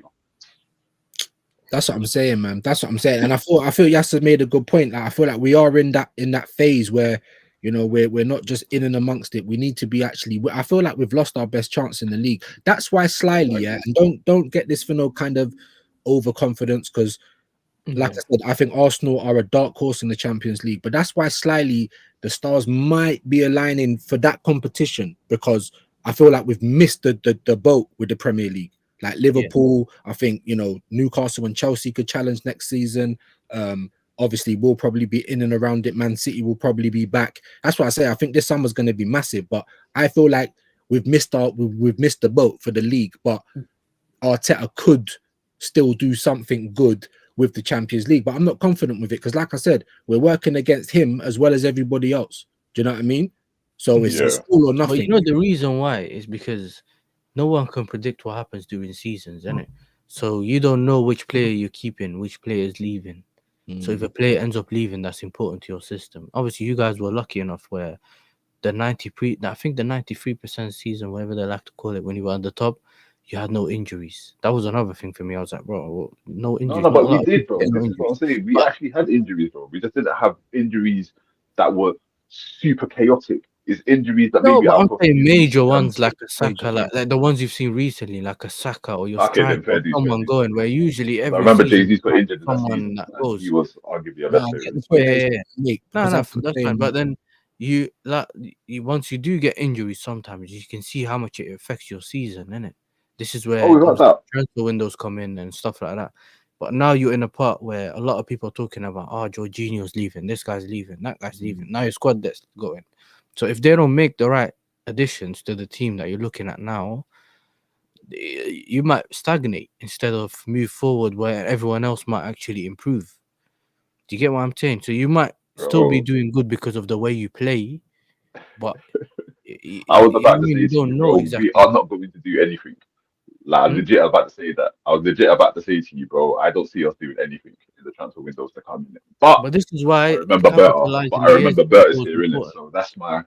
Yeah, it's hopium, innit? You know, we're Yeah. hoping. It You is know, hopium. I'm yeah, hoping I'm for better saying to do that's something, innit? That's it. yeah, because Yasser said it earlier. You know what I mean? It's like seeing is believing, in it. So we got this guy here. We're all hoping and praying, but let's just Ain't that the wait truth, and bro? see. Let me just get to a couple of man in the chat. My apologies. Big up Aaron talks Arsenal. Big yourself up, bro. Make sure Mm. you're all going to subscribe to Aaron. Big Show up. him some love. Big up Why Not in the building. Bigging up Views for Neil Yasser.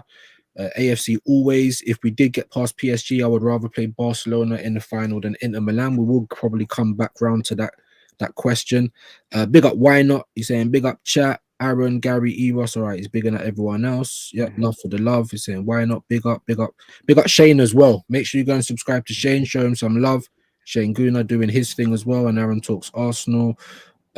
Top Guna Turkish. Crazy to see you when you're in a certain environment working daily. Yeah, Kool-Aid Jim Jones, bro. He was having a good time, bro. It's good to see him in a different light as well, because Yeah. people seem to think that people that are negative on the club or Arteta, we're just here to, we're only doing it to get views. We don't get views like that. Do you understand? It don't work like that. You know, we just want better, and if we get muddied with some of our opinions, we're still gonna get what we want because we want our team Yeah. to win. That's it. Like, Listen, yeah, even if I get views, bro, I don't get paid on YouTube, innit? So it doesn't yeah, matter, bro. It's just a number on the screen, bro. There's nothing I can do in that. You know what I'm saying? Views don't do me anything. don't You do know? yeah, same. Those views don't do me anything, bro. Same. I need that. I need those watch time hours, guys. Now, yeah. So start watching my shit in it. Don't be pagans, you know, like that. Bring a man in. We got AFC. He said Arteta is the only manager that has not reached the UCL final. PSG, Only Barcelona, manager.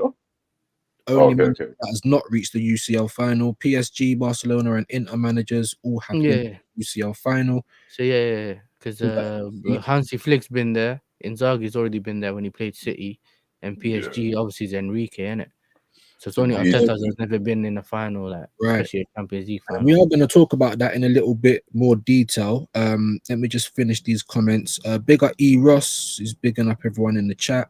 Make sure you subscribe to Shane and Aaron Talks Arsenal as well. Yeah. Love for the love. Why not celebrating a twat like a twat about qualifying to get to another qualifying stage isn't age based? It's coolness, composure, stoicism, being a real Neymar fucking G, bro. I don't know what to call it, bro. People are getting excited. You saw a man like Julian after the Man City. He went and got that humble thing on his shirt way before the game, bro. Like it's the levels, bro. It just needs to calm down a little bit, innit? It's embarrassing for the rest of us, bro. Like do that when we've won something. Like then you wonder why we get laughed at. You man always give us ammo, blood.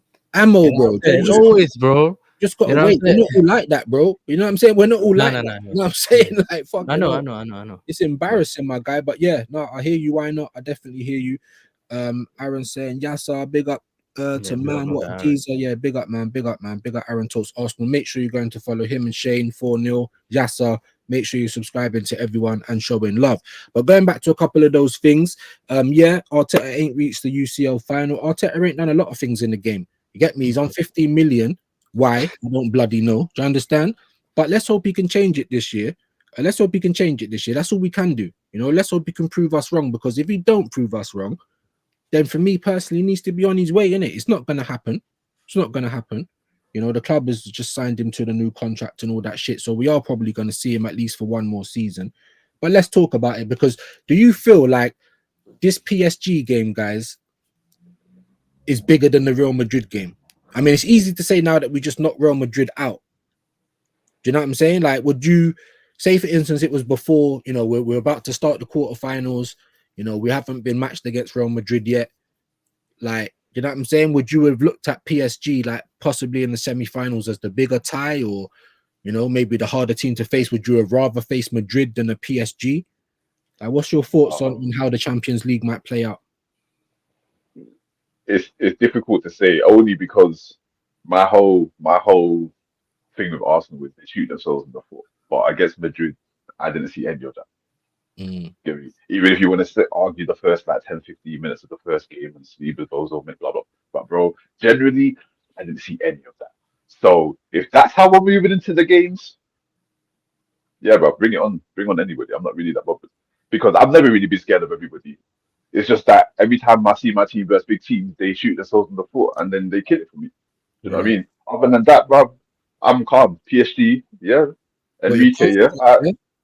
Yeah, bro, for what? Once again, bro, we did not shoot ourselves in the foot once, yeah. And it looked like, you know how Arsenal looked last season away from home in the games? Handled business that went yards. Yeah. That's what it looked like to me, innit? So if that's how we're stepping into the Champions League games, bro, I'm calm. Doesn't matter who we're playing. Let's play them. Let's play them. A quick question. Yeah? Go on, yes. When it comes to this, the Real Madrid game, yeah, did you guys think you were just so good that you just beat them, or do you think that? No. I think they were bad as well. They were also poor. Yeah, they were bad as well. Yeah, but it's easy to say that. Yeah. I'll let you talk. Yeah, no, it's easy to say that, bro. Obviously, yeah, you're right, and I weren't even backing us to go through the time. Yeah. You get me? I was giving us a small chance, a fighter's chance. If you have a shower, you're gonna get wet. Do you know what I mean? If you're in a fight, you're gonna get punched. So, you know, I was giving us a fighter's chance, bro. Never in a million years did I think we go through 5-1. But at the same time, I knew that was going to be the narrative, and I think obviously 4-0 is probably going to allude to that as well. Like, that's gonna, no matter what we did, it's going to be the narrative straight away. Yeah, because we said that before, innit? If we beat them, it'll be Madrid was shit. But if we lose, it's you couldn't beat a shit Madrid. You know what I mean? It's going to be the same. Yeah, but I think that's more of an Arsenal thing. Like, we would do that to Arsenal fans just for whatever, innit? But when I was looking at the game itself, I just thought that I know that Madrid's been poor this season, but it's like, you don't usually get Madrid playing this poorly or missing that amount of chances and all that. Do you get what I'm saying? Like, I'm not taking anything away from. I know, I hear you, bro. Not in the Champions League. Yeah. And then even if you look at some of the things they done was stupid, bro. Like that free kick, the first Declan Rice free kick. How's a man putting the ball there? And if you got 2 free kick takers over the ball, why you're not putting 5 man in that wall? The second free kick, that was mad, innit? You know what I'm saying? So I can't, the first one I thought, basically, man just told him have a free hit. But the second one, that was a madness. Yeah, the second one was better than the first. That was wild, bro. Wow. Yeah. The second one I think was wild, especially to go for on the goalkeeper's side and then make sure you're just hitting it top bins. That was wild, innit? Crazy. But I just felt like the game plan they came with never worked, and Ancelotti just didn't do anything about it. Yeah. I think it's like he kind of knows. I mean, the fact that I suppose it segues into the Ancelotti news as well. You know, they've already given a date after the Copa del Rey final. You know, he's probably going to be on his way, maybe depending on the result, which is strange because they're still in the title race. They could still win the Copa del Rey. They've still got Barca to play in the title race, I think, after the Copa del Rey or even before it. So that's a bit of a strange one. I mean, I feel like Ancelotti's kind of being scapegoated a little bit. However, there is questions to be asked, innit? Why is man like fucking Gula never getting the chance? Like, you know, that's what the Madrid fans were saying. He's not using the bench. He's not, you know, the substitution. He's not changing it. He's not using the team in the right way. So you're right. You know, this is but the thing is, I think with Arsenal fans and a lot of people do it, like even Specs was doing it before Newcastle played Arsenal. Obviously, they were confident. We get to the game, and then it's, you know, butterflies and squeaky bum time. So I mean, that's natural. That's natural. But you are right. I think it's elements of both things happening at once. Real Madrid is obviously not the Real Madrid that we're used to seeing. Everyone's been saying they've been shit in the league, but it's Real Madrid. You give that don't matter to me, bro. Yeah, it's the Champions League. You're not expecting this, innit? You're expecting them to do what they're saying in the Champions League because they always have done. So yeah, I just think it's a mix of both, my bro. Like we was obviously good. We didn't fear them, which they play that they play more like a freestyle thing, innit? That's the problem. That they enjoy, they play freedom and all of that, but it doesn't. The thing is, though, I do hear this. Sometimes I hear it. Like Madrid wasn't at their best, but I'm not gonna pretend like I haven't seen Arteta lock down strikers and lock down strikers.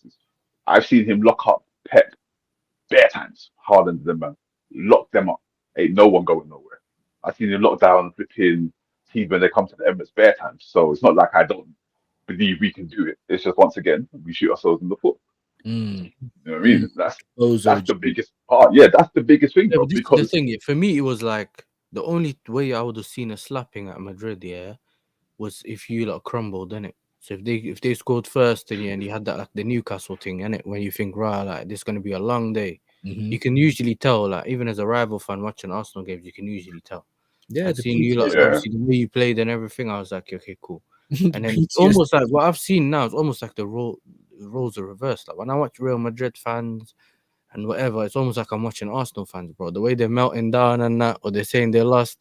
Do you get it? And I'm like, but Arsenal won the thing and they're enjoying it. It's the opposite, but it's like, I never expected them to be as poor as they was as well. Like I thought they had a bit more. You know, usually when you face Madrid, there's a bit more danger because you know how much the front line can bring on. Do you know what I'm saying? That I don't necessarily rate Vinny anyway. Mbappe is Mbappe, innit? They call him the wee Walker and that. And then it depends on him. And then you also got this Rodrigo guy. So they have two or three left wingers all playing in different positions. Just because they're all individuals now, innit? You know, and Carlo's just there. It's like he's not really trying to galvanize everyone. That's what I'm trying to say. It might have got. This is the thing, though. This is why it's hard to beat a system when you play. This is why everyone's trying to revert to just playing solid systems, because sometimes if the freedom thing doesn't always work against systems. Yeah. Sometimes because all these players know where to be and all that in that specific moment, and it would just be like, okay, cool, we don't know what we're gonna do. Then cool, it has to be based on individuals then to do their thing. But if they don't end up doing their thing like we've seen in their front line, it's just dead. I mean, this is what you need good players. Sorry, go on for need good players. You still need good players to do a system. And people in this day and age like to talk like systems or the be all and end all. But if you ain't got good players, you're gonna get punched up same way. You know what I mean, Timber had Vinicius on toast, bro. Man was going nowhere in man's pocket. 180 minutes, bro. So this is what I wanted to segue. This is what I wanted to segue onto the PSG game because that's what I was trying to get to basically, and we got there in the end. I will get to the comments in a sec, but don't PSG strike you as more of a unit? They're not all of this. I mean, yes, they've got talent. But they play. This is what I was going to get to when we spoke about PSG. My thing is they're a unit, but they also have the attacking threat. The pressing is really good. They have Marquinhos in the back. They have a top goalkeeper. The wing backs or wingers, left backs are sort of like very good as well. And when they put pressure on you, they don't stop, bro. Like I've seen it with Liverpool when they played Liverpool. I've seen it when they played Villa. They get the ball back quick. And they don't mind switching it. They don't mind holding on to it if they need to in midfield. They'll always have space somewhere to get it. If you push up against them, they're a bit more clinical than the Real Madrid ones, and they're also in a better position mentally because they're doing well in their league as well. They've won it. Not as much pressure on them and their manager. Like There's no pressure right now. Real Madrid, they under immense pressure. The manager looks like he's losing. The results haven't been well. They might not win the league and all that. Whereas at PSG is the opposite. Things are looking a bit more upwards as well. And they've already beaten Liverpool. They've already beaten Aston Villa, which are people, usually those big teams, they play like one team from England, and it's a bit more difficult because we do more running than them and stuff like that, We're a bit more physical than them, but they've just been able to handle it.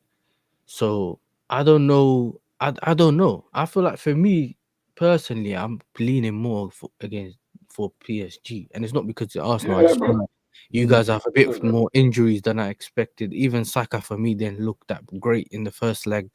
Do you know what I'm saying? He did score in the second leg, but he's not the Saka from before the injury, innit? You can tell Bro, like they could be up he was against lucky Villa. that he had People say Alaba Villa. though. That Alaba is finished, bro. Brother, like It if you doesn't, watch it the doesn't, it first doesn't leg, matter, he bro. wasn't even Like, beating I've him fully in seen, pace. He I've wasn't seen what stretching his Saka legs, to bro. Cucurella, bro. You know what I Sorry, mean? go on So, for no like, go on. it doesn't matter who. It's not saying it doesn't matter, innit? Like, if we could be up against Villa, people will say I still think Villa's got a better chance of us. It doesn't matter, bro. No, This but is my point, Villa, I innit? think Villa is more Una Emery and history. You get what I'm saying? I think it's Yeah, more but like this is for my me. point, innit? We have nothing to stand on, bro. We never have a leg to stand on with Arsenal, innit? Because we ain't been there, we ain't Yeah, done it. yeah. Now, Arteta even if it ain't been wasn't there, Champions he ain't League, done it. it's because it's Villa, bro. And in the last couple of years, we've seen what Villa does to Arsenal, and they always seem to have your number most of the time. So it's more like if it's in the Champions League, knockout competition, Una Emery, blah blah blah. Do you get what I'm saying? It's a bit, or Yeah, it that's what kind of I'm saying. tells There's you better that. things. But if Otherwise, if it Arsenal was come in just there like we Villa, did if it against was just Madrid, Villa and Arsenal, I would have said Arsenal. Do you get what I'm saying? It's a simple thing, but when you Yeah, start looking into the it- context, it's perception though, in it as well, because like I said, some people were saying, I don't know, like all the agendas in it. The agendas will agenda if we play Villa. For me, it's like bittersweet. Like PSG is a better team than Villa in it. I think that's pretty obvious. yeah, yeah, However, would Arsenal raise their game enough for Villa, or would it just feel like a normal Premier League game and we kind of get dragged down into that tempo? Do yeah, you know what I'm saying? So it's kind of the bittersweet in it. What road do you take? You know what? You know, obviously there's no choice now because Villa are out. But I just feel like, yeah, PSG, like I feel like, and it's not taking nothing away from Madrid, but you know, that's the Galacticos. You're kind of overawed by the heritage and everything else. But with PSG, like I said, they're just a unit, bro. They're looking scary as a team, bro. Everyone keeps talking about their lack of defense, but they outscore most of the teams they play. Do you know what I'm saying? So it's like, mm, you know, their thing is to go forward. You know what I mean? So for me, I think, yeah, like this semi-final, like even taking aside Madrid, because you do have to put into context the injuries and how they have been playing for the whole season. And I think most Arsenal fans, like myself, as I just said, were overawed by the name, the 15 on the kit. You understand the heritage, all of that shit. But I feel like PSG is going to be the harder obstacle to overcome.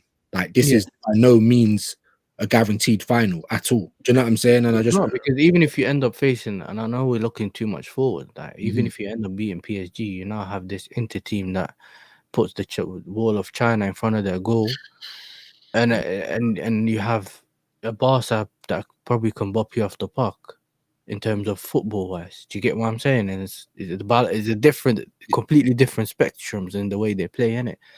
But just on the PSG thing for me, it's just like it's like they have different type of attackers. They all go into they all interchange positions as well. So it's not like you could just, you know what, you lock off this guy on this side and I'll lock off this guy on this side. 1 minute Dembele's on the left wing, the next minute is on the right wing. Kvaratskhelia goes from the right, sometimes plays up front. He'll take him off if he's not playing well. He brought Desiree Doué. You get what I'm saying? They got that I think the Algerian or Moroccan kid on their best, Zaire Emery on that. Yeah, they got Hakim. Bro, their fullbacks are on smoke, bro. Was it Mendes and fucking Yeah, Hakim? Mendes locked up Salah in both Bro, legs. Do you know what I'm saying? and the And attack. for me, it was more like, especially with him, and I think Saka's a similar ilk. He comes from the same ilk as Salah, in my opinion, in terms of his playing style, innit? Okay. It's just like same time of player, in my opinion. Yeah. And I Mm, think mm.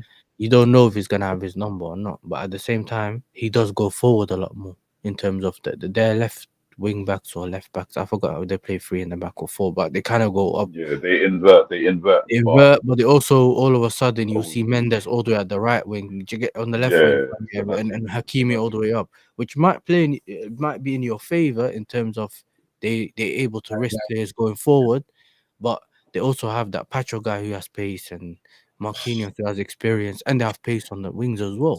Much, yeah. And they don't seem at the moment to have, from what I heard, any injuries in terms of to that main squad. You innit? man, sorry, just to jump in. I think my door's got you, man. To just hold down the fort for me, yeah, just for like Yeah. 5 minutes. Cool. yeah, carry on yourself. Yeah, so I think that's where I'm looking at it from in terms of they are good from a technical standpoint, but also from the players they got on the pitch, pace wise and everything, innit? They got better IC3s as well. Fam. Yeah, and then you guys have obviously a few injuries or a couple of injuries to some of your main players and that. I know even though you have played well, you know what I'm saying? No, it's Even facts. It's facts. Gabriel's going to be a huge miss still because and I Partey, truly we believe, forgot to say it as well. Partey is not going to be in that first leg, yeah. and for But me, even if Party's not there in it, Declan Rice is still there in it. Like nah, I feel like this this is the game's thing, gonna bro. be I think Partey is not underrated. I just feel like people are not seeing the job he's doing, bro. no. He's If been our he best doesn't do what midfielder he this does, I season. don't think we see the Rice we're seeing, bro.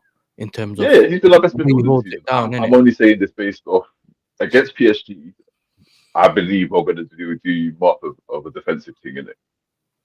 You reckon he could be Like, ultra defensive? yeah, I don't know about ultra defensive, but it's going to be defensive. Yeah, it's Do not you know gonna what I be that mean? city Like, game, innit? it It's not can't. gonna be Yeah, that it can't city be. game where you just sit back and Dembele against Lewis Skelly in space and stuff. Nah, let's not be silly, bro. yeah, We can't be doing that. It's got to be a low block to people behind the ball, and we're trying probably to hit them. break it. You know what it is? I reckon. What's it called? What's this guy's name? I reckon that Arteta might just copy Emery's thing, with Villa. You'll see that caused Yeah, him he a would bit have of looked at that confusion. He definitely. might go for that, you know what I mean? The direct thing or whatever. Or he might Yeah, just switch it in the game where you sit back for a bit and all of a sudden you go in direct to see how much pressure you can put on them.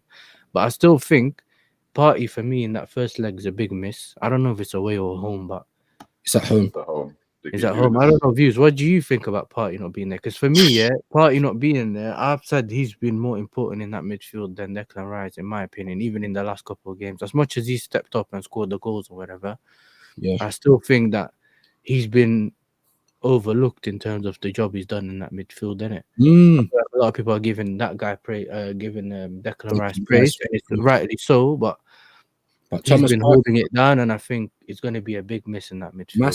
massive miss, bro. I can't even believe. And the one thing I'm gonna get, I said it on the show as well in the reaction, bro. The one thing I'll give credit to Declan Rice for is that he's going over and giving him an ear bashing, bro. Oh, trust me. Draping him up like it was his son, bro. That's captain material, firstly. But yeah, you're right, bro. Partey has literally been our best midfielder this season. I would offer him an extension, but it was stupid from him. Like, it was obvious what Rudiger's trying to do. These men are about to go out. For someone as experienced as Partey as well, do you know what I mean? Had played in Spain, should know about their theatrics and all that bollocks. He should have kind of just cooled himself down, innit? I mean, look, even Declan Rice, luckily the yellow card was overturned. I just think, but it was such a big miss. I just think we're lucky that the first leg is at the Emirates, because if we was to play first at was it Stade de France or Parc de France, whatever it is, One of those. bro, with no Thomas Partey, that is going to be a big ask. Declan Rice, I've always been saying I think he's better in a double pivot anyway.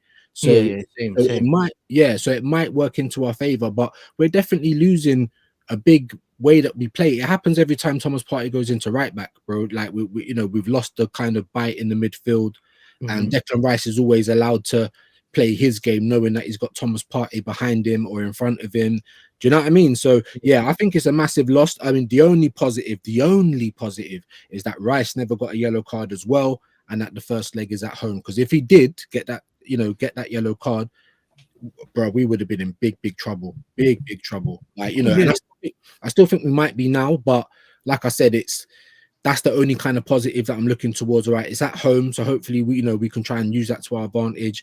And luckily, it wasn't both of them, and Deckers can just kind of play the 6 role, and maybe we can squeeze Miles Lewis Skelly, fucking maybe even bring Moreno back down from striker. I don't know, bro. Just a double pivot. Do you know what I mean? But yeah, it is a big miss, and yeah, I'm a bit pissed off about it. To be honest with you, bro, I'm gonna be honest. Yeah, but Jorginho could do a job for you, put legs next to off. him, but it just depends on how you end up playing for me. Because my issue, obviously, Chelsea fan, whatever, Jorginho. I've seen Jorginho, but my problem, we've always had this. The only thing is you don't want to get Jorginho. It's similar to the Maguire thing. Don't get him running the other way. If you control the ball, like if you got most of the possession, he's calm. He'll keep everything ticking and everything. And then obviously, if he loses the ball, if you got legs around him, they'll get the ball back or help him get the ball back. He should be all right. But it seems to be that people are looking at him to be whatever, like the guy who will keep, you know, he will recover and everything. He can't do that.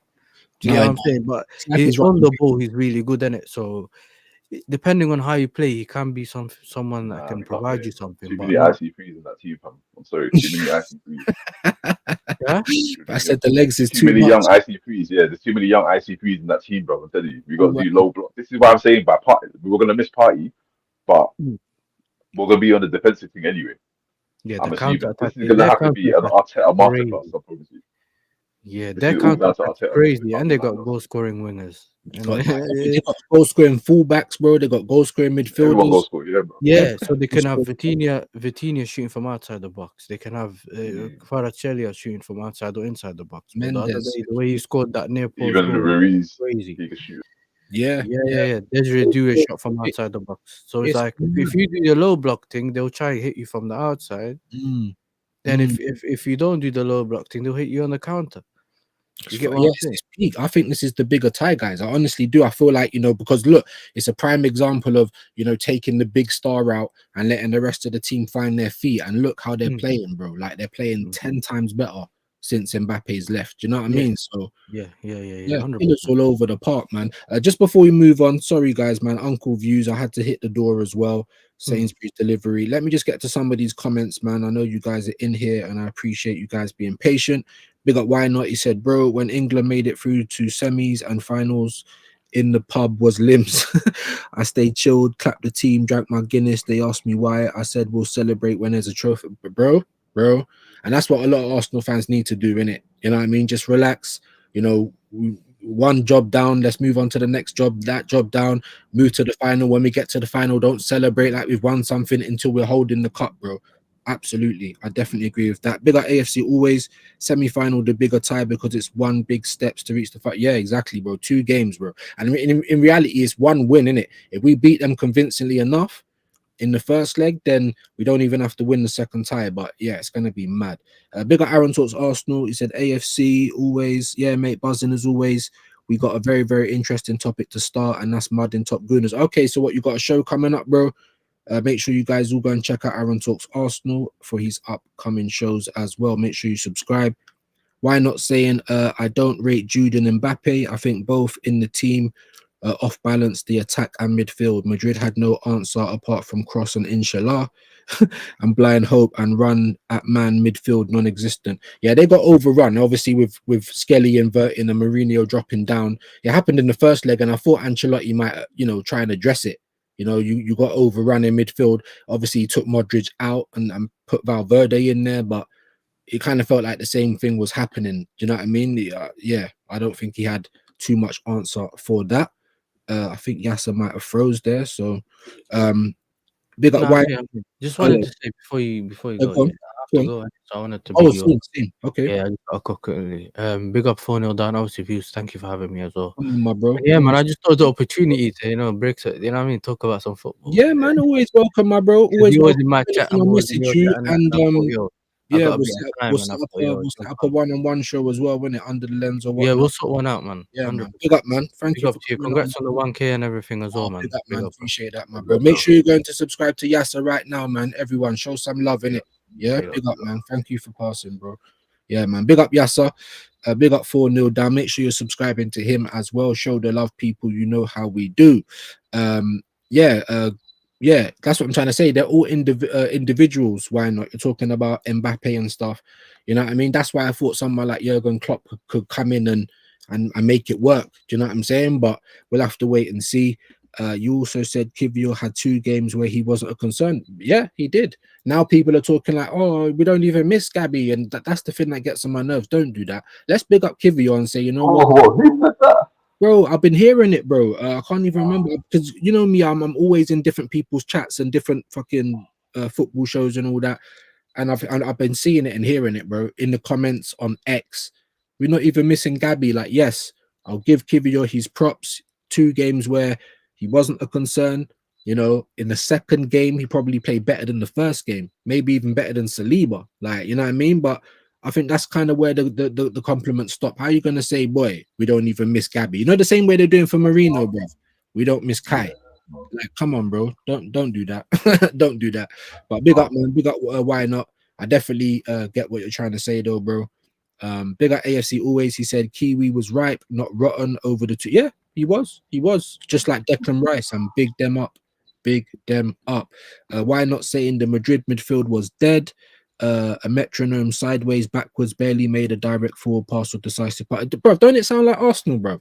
I swear I hear so many. Even that's why I wanted to get Yasser's point of view on Chelsea and that. And when I listen to him, bro, some of it just sounds bare similar to Arsenal. Like a lot of teams have the same kind of issues. You know what I mean? When you look underneath the hood, you know, like that. No. Yeah, well, to be fair, Madrid's issue is they play 3 attackers that are all left wingers, isn't it? To be fair. Yeah, I do hear it, innit? But that's not my concern because if same way these man turn up, these man still played against Man City and managed to score bare goals. This is what I was trying to say to Yasser, innit? I hear it, but this is why I give my credit to Arteta because as good as these men are, I've seen Arteta lock man up, so it can be a mixture of both. These men not playing well and getting locked up. Yeah, and I've been asking the question lately, innit? Because I've really been trying to just deep it. I've been trying to look over some of the old things, and it's like I haven't changed what I've said, innit? Like if this guy does the business, then this guy can stay at the club. I don't have to be. I don't have to be your number one fan. You think I like the Cronkies, bro? But if they're letting the manager spend money, then what's the problem? Do you see what I'm trying to say? Like, you know, like you get me. And if they're trying to address certain, and you get me, if Arteta starts to fix up, then good. This is all we wanted from you. You get me? Because we feel like not only are we fighting against all the other teams and refs and everything else, but we're fighting against you, brother, because you're making mad choices, bro, mad decisions. So that's all I want in it is to fix up, and you've got a chance now. So now I know that we're not winning the league. I know that our best foot is our only chance of anything is the Champions League. I ain't gonna say too much. I ain't gonna do too much talking to the end of the season, bro. Now you've got an opportunity to show me something. That's it. And if you do, then cool. We'll see you again next season. Obviously, it don't matter what I say because he's gonna be here anyway. But that's always been my vibe, innit? And you're right. We'll give Arteta credit because I've been asking recently, bro. You've probably heard me. Like, what is it? Because I don't see it. Like, what is he trying to do? Maybe you're trying to build off the defensive foundation. When you see games like that, you're like, why do we look organized? Why do we look like switched on? Do you get me? Why do we look like everything's falling into place? And then just the next week later in the Prem, we're back to some, I don't even know, Ronald McDonald football, my bro. Like, yeah, but this is what I remember saying to Hooks months ago, bro. I'm like, bro, we look so much better in the Champions League than we do in the Prem. Do you think what more focus on the Champions League? And if we are, why can't we be more focused on all the cups? Same way. Why can't he? You know what I mean? Why can't he be interpreted as a tournament style manager more so than a league? Do you know what I mean? That makes sense. But I can't put the argument forward because we get knocked out of the FA Cup, we get knocked out of the Carling Cup. Do you know what I mean? So I can't put that foot forward from. But I do believe the team is more structured to do well in tournaments than in the league. I honestly do believe that. Well, we've seen the evidence. Obviously, we got to the fucking it was the semis, innit, at the Carabao, you know, just had to beat Newcastle and then get to the final. You know, we've got to the semis of the Champions League, you know, like obviously we've done fuck all in the FA Cup, but that's, you know, what's new about that. And obviously in the league, you know, we've just kind of hung in there, clinging on to second. You know, I'm hearing a lot of people, even man like Catch, big up Catch, definitely rate that guy. You know, it don't matter if we finish outside or, you know, whatever place. And I hear it to a degree, but then I'm saying, all right, for all you top gooners, you know, you keep banging on about second. Don't you want second anymore? But like I said, I've given up in the league. Do you know what I mean? So I'm not going to do too much talking. Like now you've got opportunity to change my mind. So cool. Let's see what you do in it. Let's see what you do. Let's see who's, you get me, who's been justified in saying what they're saying. And yeah, do you know what I mean? Like, but like I said, bro, I mean, you seem very confident about the PSG game. Do you get it? Like, yeah, but if Arsenal don't shoot themselves in the foot, I'm confident about all games, bro. Games. That's a good point. I don't think we're bad. I just don't come out here and do the flipping kumbaya team because I see us shoot ourselves in the foot time and time again, bro. That's it. That's literally it. And this is where the PTSD comes from, man. This is where bro, come on. Yeah. That's why when people ask the Arsenal fans talk, and I'm like, bro, but it's been 20 years. So what have you might be watching? It's been 20 years strong every week, every weekday, like Wednesday, every weekend. You've watched Arsenal for like 20 years. What do you mean? What do you mean? Where's your confidence come from? Yeah, bro. Like, yeah, you're looking at the same thing I'm looking at. That's what gets me so mad. That's what I say, it's the perception thing. Because how can we be looking at the same thing and it be completely Chinese whispers, bro? Like, you've got us man saying the one thing, you've got man like a gal saying the next thing. It's just like, it's crazy in the dunya, bro. It's crazy in the dunya, bro. I'm telling you that. I'm telling you that. Big up why not? He's saying, oh yeah, I think I read that one. He said Mendes did lock up Salah, but Top Gooners Yasser will tell you Saka cooked him in the previous game, but Saka wasn't injured then, and both Madrid games we see Saka get pushed by musty and dusty, crusty Alaba. Yeah, no, Alaba was taking the piss, bro. I mean, who was it? Was it Rudiger? Who was it that done the stamp on Skelly? Was it Rudiger? I think so. It's always like they was on the dark horse because they realized from early, bro. After that whole, chest in from Mbappe, it was offside. We missed our penalty. That kind of buoyed them up a little bit. They never got a penalty, and then the fact that we scored they knew, bro. After we scored first, yeah, they equalized, but these men were doing up dark hearts, diving. They would, you get me? They knew, bro. It's embarrassing. Do you know what I'm saying? For all the talk they would give in, and it's embarrassing, bro. It's usually something that Arsenal would do, innit? All the talk and then no action, and for once. It was the other way around. And that's all we want to see more often. That's all we want to see more often. I mean, obviously, look, I am still a bit nervous about PSG, my bro. And just for that fact that they just look so much more put together than Real Madrid. I don't know if you saw the stats, bro, but that man, they weren't even running like that. You know what I'm saying? Like we just outran them. Do you know what I'm saying? A lot of the time in the game. Like, bro, that's what I'm saying. There's a lot of things that went into that Madrid game in it, but the be-all and end-all, once again, I've seen Arteta lock down bare people. You know what I mean? On this defensive thing, I've seen him, but I've seen us go to a good Man City, but at the Etihad, low block, move mad, no one's going nowhere. You know what I mean? And them man were running. Like, I've seen it. It doesn't matter really. My whole concern with it is just look. As long as you man don't shoot yourselves in the foot, you have a chance. Because when you shoot yourselves in the foot, bro, when heads go down, the morale goes down. Yep. It's too much for me, bro. Yeah, it's too much. And then one shaky moment at the back, and I'm just thinking, here we go again, bro. Here we go again. I'm not gonna lie. After Saliba did that, I thought, oh my day, surely we ain't gonna do that. And but that, as you said, that's the PTSD in it, and that's why I say. Before these big matches, it's all about what we do, because if we come out on this bozo thing, then yeah.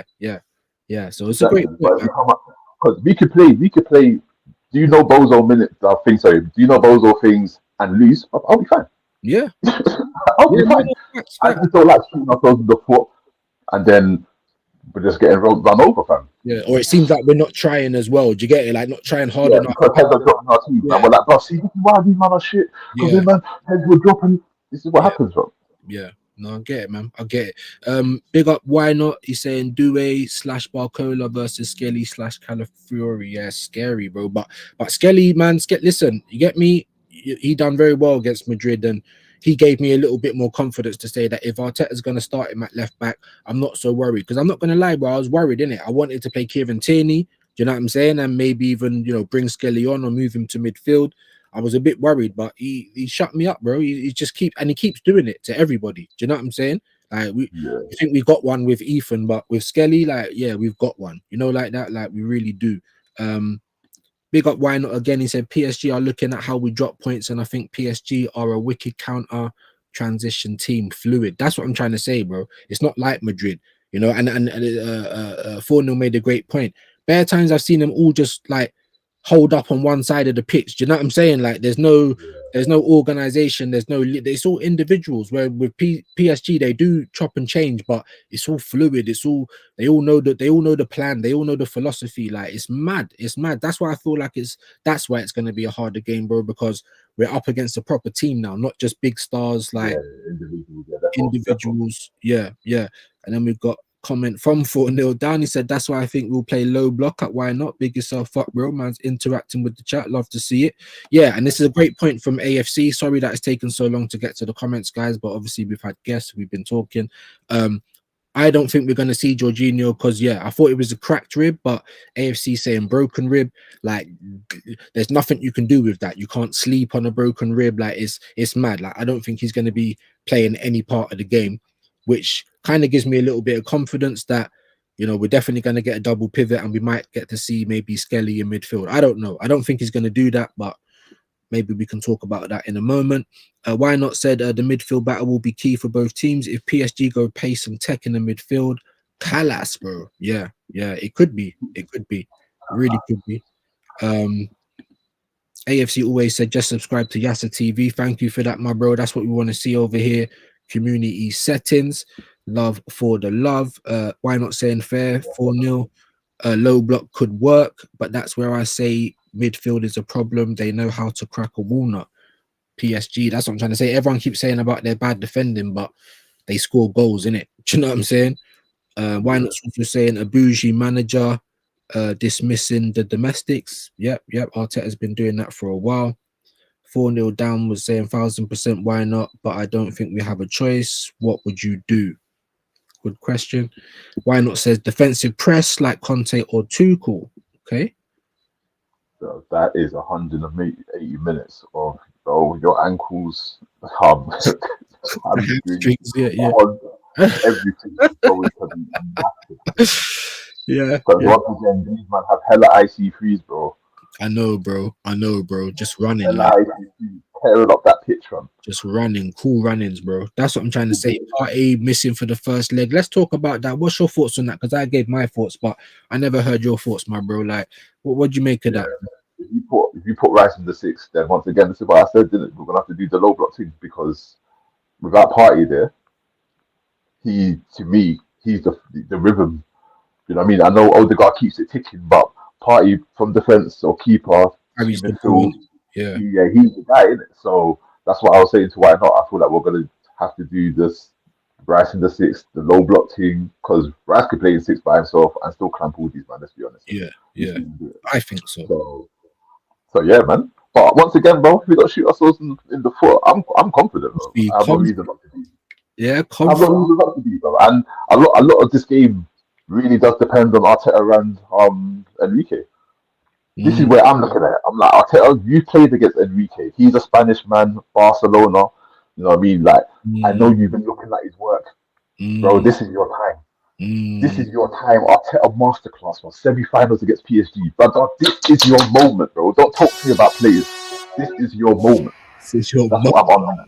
Yeah, bro. That's what I'm trying to say. I want to be there, brother. How I saw Turkish just go from one thing to the next. I'm like, brother, can you tell me your secret, my guy? Because I want to be there so much, bro. You bought the tickets to France, yeah? Yeah, bro. Catch me there. Hey, I was like, catch me in Paris, bro. catch me. But I was like, rotted. Like, man's talking about Germany. I'm like, bro, I wish, man. I wish. You know what I mean? I just want this team to prove me wrong, man. Go and do it, bro. Go and do it. No. Let me ask you a simple question, bro. Are you confident, with Arsenal when you watch? Sorry, are you confident that Arsenal is a good team? Yes or no? Yeah. Okay, cool. When your uncertainty, does that not come from us shooting ourselves in the foot? Yeah, and that's it. Get me? That's what it is, bro. PSD, bro. If we don't shoot ourselves in the foot, I'm calm. And all right, cool. So we know that Uncle Party's not in the first leg. So what would your midfield be then, my bro? Because obviously you're talking about Decker's in the 6 on his own. I mean, what have you got in mind? I don't even know it looks. Skelly's cold, isn't it? He is cold. But the Skelly won it on the wing with Dembele and them, man. That's the question, isn't it? So I honestly don't know, innit? I can't even remember how we set up against them the first time. Same. Obviously, they didn't have Kabak, they didn't have Dembele. Yeah. But fuck it, though. 2 killers, you know. Hey, 2 absolute killers, bro. Raw. And I got a feeling they're gonna move like the killers that they are. You know, like we just watched Vinicius and Rodrigo kind of just. Yeah, they're not gonna play. It's not gonna. It's not gonna. Ooh, bro. Honestly, I don't know. I might even go with the same team that we played against Madrid. Obviously, Party's not there, so I think why not say that Calafiori's back. I don't even want Calafiori playing left back. Say, bro, I don't want him near the game. I'm not trying to diss his whole career or nothing, but he'll probably end up getting injured or something. Do you get it? I don't know. Where would he play, bro? I don't know, man. I don't know. Are you thinking left 8 for Calafiori? No. Double pivot. Never that. I think Calafiori is good, but I think Calafiori's problem is I don't know if maybe it's his awareness. Because I'm one of them people where I think to myself, sometimes you should release the ball before you get hit and get clamped. Do you know what I mean? And sometimes he don't do that. And I he's guess he gets away from him a little bit, innit? So I've seen him trying to you'll get injured from that. Like, I'm like, bro, come on, man. Yeah. I don't want to defend his back to the gate. That's crazy. I don't know. I want to push Skelly into midfield. Because this is the most important question, because we know for a fact that Partey's not there, my guy. We know he's not there now. So this is a question that we're all gonna have to answer. Arteta's gonna have to answer. We know for a fact that Jorginho's got a rib problem, so let's just assume that he is not going to be available, bro. So yeah, same team, but you got one spot to fill, my guy. You know what, he might put Marino in midfield and put someone else up front, you know. Yeah. Or Drossard, you reckon, up front? Yeah, do a Trossard post 19. People in the chat, one place to fill, man. Midfield, double pivot, left 8. Let's see if you guys can help us out. What would I do? I would probably. I don't think it's the game to put Skelly in midfield. I don't think it is. I think it's too. Not to say he could, and he comes into the midfield anyway. You know, he comes into the midfield anyway. Although it's hard because I would like to see him in a double pivot with Rice and Kieran Tierney starting at left back. Because I feel like he could probably he's got more of the facilities to deal with their wingers. So it's difficult. It's a hard one for me to answer. This is my problem, and the only reason I say Skelly midfield is because he keeps the ball well to a degree, innit? Yeah, and he carries the ball. If there's anyone that's kind of got the profile of Thomas Partey, it's probably him. Yeah. Like, hey, that's gonna be a tough game for him. This is what I'm trying to say. This is what we've got to try and get to before we come off. It's a tough one, but we've got to try and big up. Why not? He's saying, LOL, it's not PTSD views, it's learned patterns of behavior. A recognition of bad decision making. Bro, that's what I'm trying to say, bro. You know, bad decision making, as 4-0 says, shooting yourself in the foot, not going out for the best, not trying to buy quality, always trying to settle for less. Like, this is a long time, bro, of watching us do this. Even in the Wenger days, we're only going for world-class players, and then we turn up with Shamak, bro. Like, what are we doing? Just, like, you know, we had no goal. Bro, like, come on, bro. It's this is a long time in the making, bro. Do you know what I mean? A long time. But big up, why not as well? Let me get to a couple of these comments and think about it, my bro, because I want to try and think who's going to be the most likely.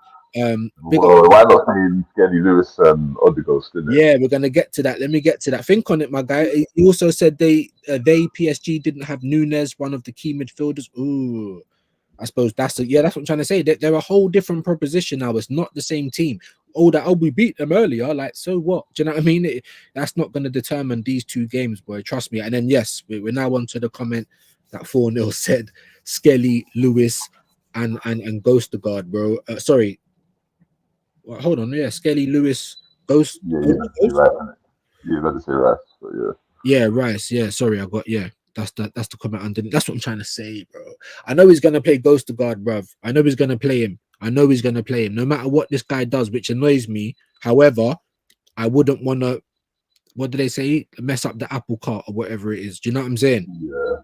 Like, I don't know what you think on that. So Odegaard would definitely start, like, for you. Yes, Odegaard. Odegaard, he's our press. What's it called? Like the leader of the press. Yeah, like once he presses, it begins, and everyone presses.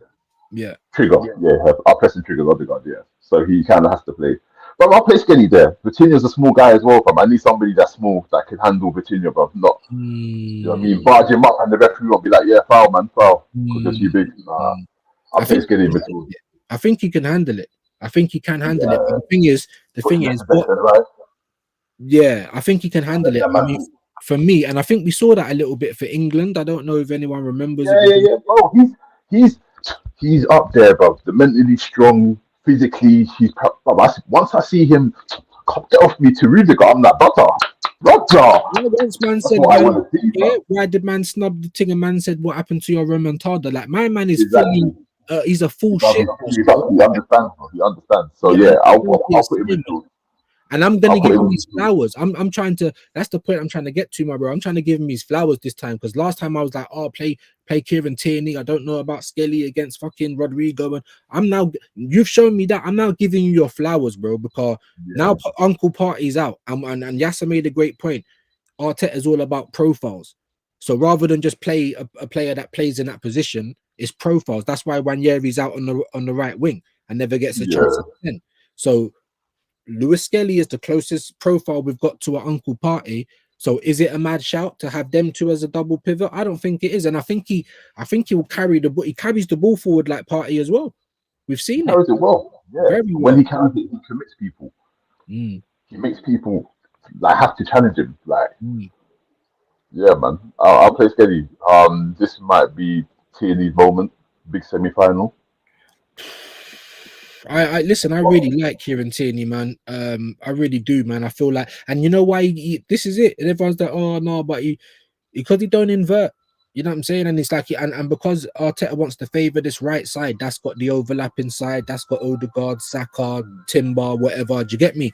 It's like you don't want to deck out both sides of your attack. We're lopsided. You know, our whole team's inverted. Do you know what I mean? Like, you know, we've got one side having a stroke, and I feel like Kieran Tierney's been a victim of that every time he's come on. And it's not like he's gone out injured recently. He's looking like he's got a bit of fitness in terms of, you know, the gate being available.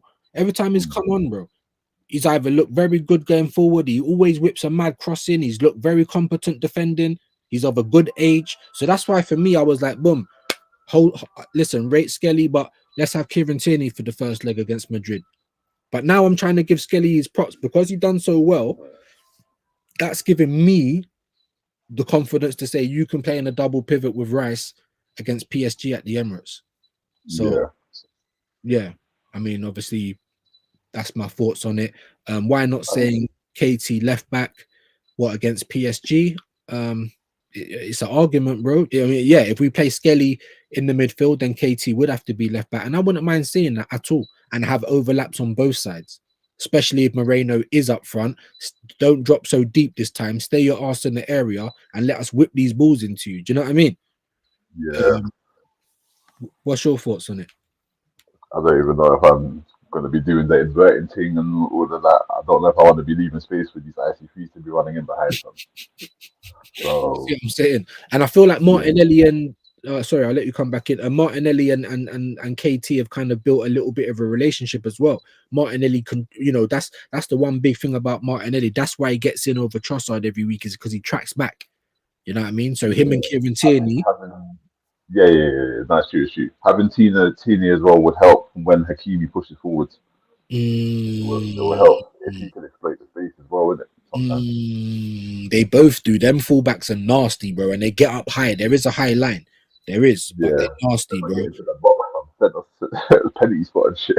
Yeah, it's peak, and they're gonna try and overload. So I don't know what Arteta's gonna do, because obviously if he puts Skelly into midfield and Kieran Tierney's not inverting, we're not gonna get the overload in midfield. However, like I said, because of the way that they play and their wing backs, I think the best way to kind of counteract that is to have two overlapping and both, you know, both wings tracking back or having the runners. You know, because like I said, these guys are a unit, guy. You know, they're fast, as you said. IC3, cool run-ins all over the place. Like, it's mad. So yeah, we got, you know what I mean. We got to try and battle that somehow. Big up, why not? He said Krychenko 10, Ghost, and then 8 Rice. What, Rice 6 maybe? Yeah. I mean Zinchenko. I mean, what do you think of that Zinchenko in the midfield? I think he's always you know, equipped himself well. He is a midfielder after all. Yeah, no, but I can't put him and Odegaard. No. It would have to be one or the other, innit? Yeah. Yeah. And where would you play Zinchenko? Like left 8 or 10? If playing. Yeah, I'd probably play him left 8. Bang. See, that's what I'm saying. 8. I'd probably play. Yeah, I'll play him left eight. Rice and Skelly as a double pivot. But really and truly, bro, I don't even need. I just need my midfielder to be picking out the passes in behind for Martinelli. This isn't even a dictate the game and look pretty. Then I mean, this is clamp man, leave marks on ankles, mud on boots, and get the ball in behind them. Like, cause yeah, but these men love to attack, so we need to keep these men honest. That's why I'm saying. That's why I'm saying Lewis Skelly, bro. Because I don't know if you've seen it, bro. But you know, obviously he does invert into the midfield, and his passing is progressive. Do you know what I'm saying? Yeah, that's why he has to play. Really? When you think about the profile, like even Moreno, because he's been getting a lot of credit recently, and justified, yeah.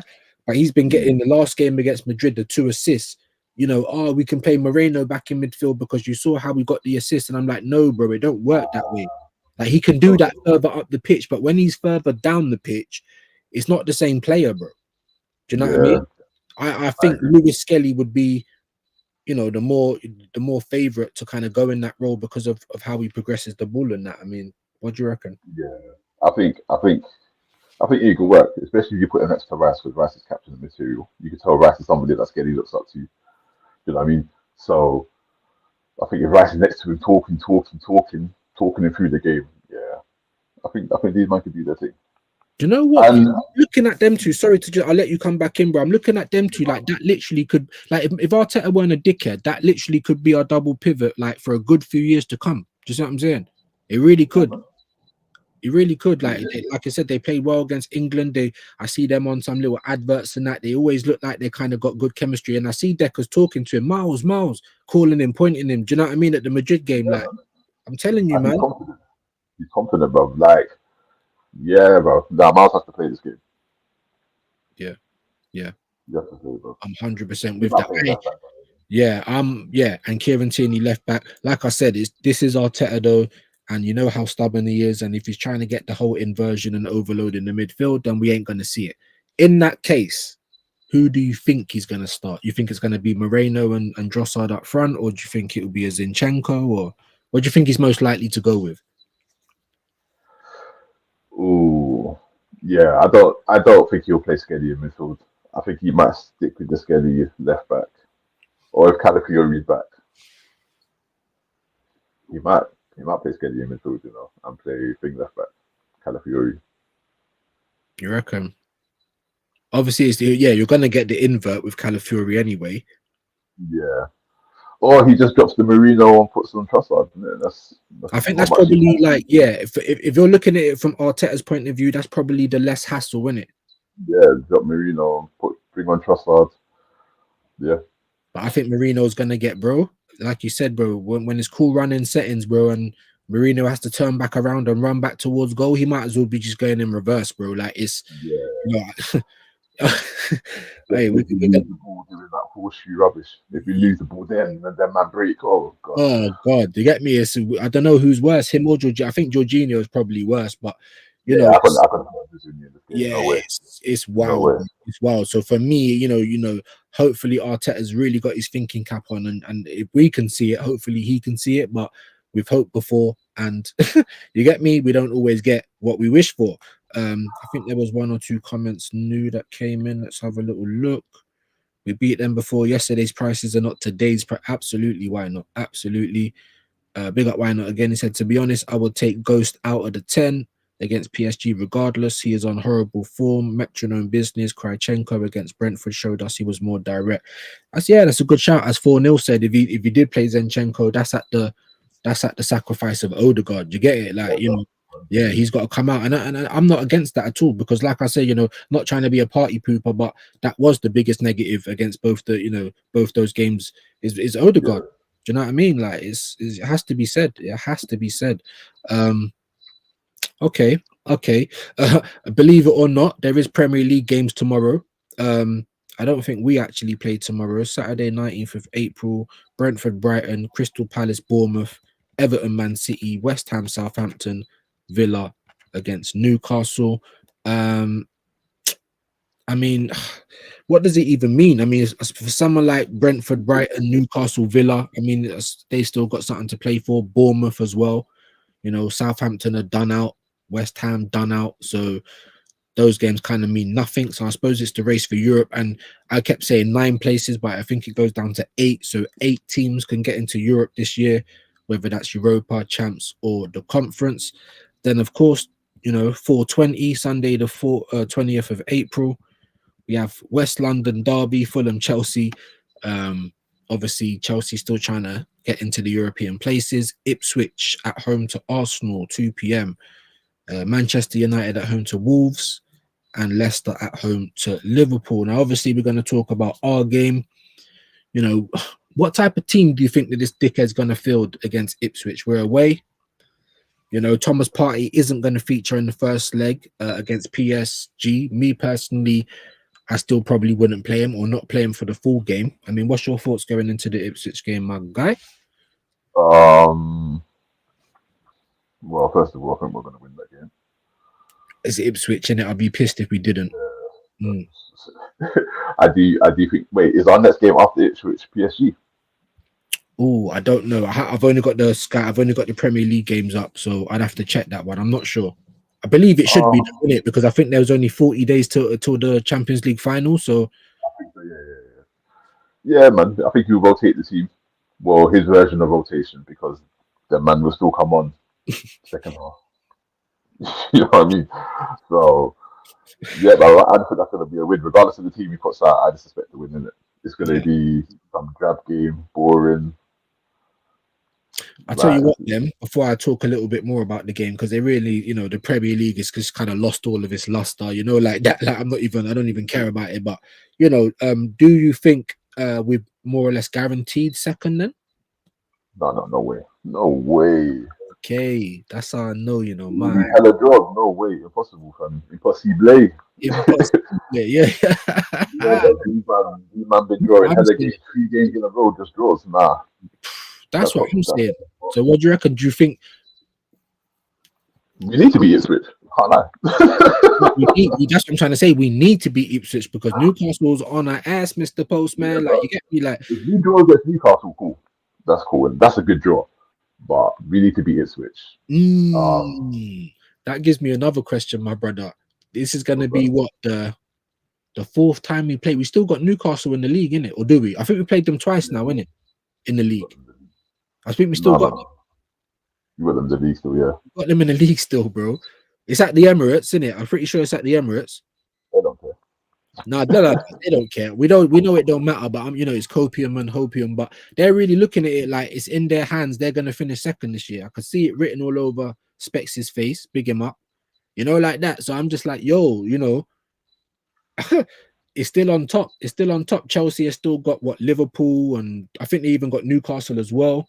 So there's a lot still to happen, I suppose. And that's, for me, you know, that's the only kind of thing I'm looking at now is where we're just going to finish. I mean, obviously, if we finish outside of the top 4, we're in top 5, still get champs. But do you think there's a chance we might even finish outside of the top 5? Bro, there's a possibility. It's a possibility, fam, because we just keep drawing. Draws don't do nothing, fam. I can't stress it enough. I'd rather lose one, win the other, lose one, win the other. Draws don't do anything for you, especially when the other teams behind you are picking up wins. Like, we're lucky that Nottingham Forest are kind of stagnated in terms of how they're, in terms of their points. But I'm not confident about finishing top 2. I'm not confident about finishing in the top 4 unless we direct a bit more of our mind on the Prem, innit? Because as it stands, it looks stupid. Go up and then concede and then decide to draw. Yeah. The amount of points he dropped from winning positions has been absolutely scandalous. A lot of those games have been Thomas Partey at right back. So the only man I can look at is Arteta at that. Do you know what I mean? But yeah, you're right. You know, we have to, you know, as much as I don't care about the league, you know, I think if we can just turn some of these fucking draws into a couple more wins, then we should have enough at least to still be in the Champions League places. But I'm slightly worried about Newcastle in terms of it's in their hands, really, innit? It's in their hands. You know, they can finish second, but it is what it is. Maybe it will be a slap in the face for certain Arsenal fans to want better. Do you know what I mean? That's what I'm hoping for. And yeah, I think we will win it. Obviously, it's away from home, but what I want this guy to do is not play so much of the fucking starters, bro. Honestly, like I said, because I know Partey's missing the first leg against PSG, don't mean that he plays the full 90 against Ipswich. Do you know what I mean? I don't want to see that. I don't want to see that. So some of the players that could come in, you know, Meg Griffin, he could come in. Trossard hasn't been getting starts. Ethan, I think he's been a bit disrespected, not even getting no minutes against Madrid, you know, after helping the team out as much as he has. I think that, you know, 5-1 up, you don't even give him 5 minutes at the end. Like, that's a bit silly for me, you know, but, you know, he should start and also get the 90 minutes, the same as Zinchenko. When we played Brentford, I don't know why he was taken off Ethan. I don't care if he ain't playing good. If he ain't going to feature at Madrid, just let the guy play, innit? You know, Zinchenko the same. So what do you think he's going to do? Do you think he is going to overplay some of the starters, or do you think he will be? That's one thing that's guaranteed. Our first two plays will play. They may not start, but they definitely will come on and play. Like, I'll see Timber, even though I shouldn't. I'll see Timber playing. The only people that really should be playing 100% is Kibio. Once again, you like, obviously I hear a lot of people say they won't play Skelly, but I'll play them only because when you're a teenager, you could play like 3 games in a week. You know what I mean? You could do that. It's calm. So I'll play Skelly the 1 year. In fact, against Ipswich now, the man I think killed it. You man, go enjoy yourself today. Yeah. I mean, I'd obviously give it, especially if he ain't going to start Kieran Tierney against PSG, then I'd obviously I'd give him a start. I'd just give people a start that, you know, that would obviously give people a rest. And like I said, bench warmers, why are we not going to see Butler or Yadeji? Like, you know, this is Ipswich we're talking about. They're only a little bit better than fucking Southampton. These men are definitely going down. So that's what I would do, bro. Zinni would come in maybe in the midfield. I'd probably play Kieran Tierney and gives, you know, put Skelly on the bench. Obviously Ben White would come in, you know. I'd maybe even give Neto a game, but most people say you don't change the goalkeeper, so if Raya was playing I wouldn't be too upset. But, you know, definitely Meg Griffin needs to start. We need to just try and rest as many players as we can, I think, you know what I mean? But it will be interesting to see what he'll do. He'll probably do something that we don't want as usual. But yeah, I think we'll win. I mean, what's your score prediction for that game, my bro? If you've got 3-1. 3-1? 3-1, yeah. Fair play. I'm gonna say 2-0. I don't know why, but I just feel like Arsenal play better away from home. I just feel like the pressure's not on as much. You know what I mean? Yeah. So I don't know. I'm gonna say 2-0, but yeah, man, two goal margin for both of us. Just trying to think what else we can cover because I just looked at the time and boy, man's been on for nearly 3 hours out here, bro. Do you get me? Long old stream this one, man. But big up for coming on. The same for Yasser as well.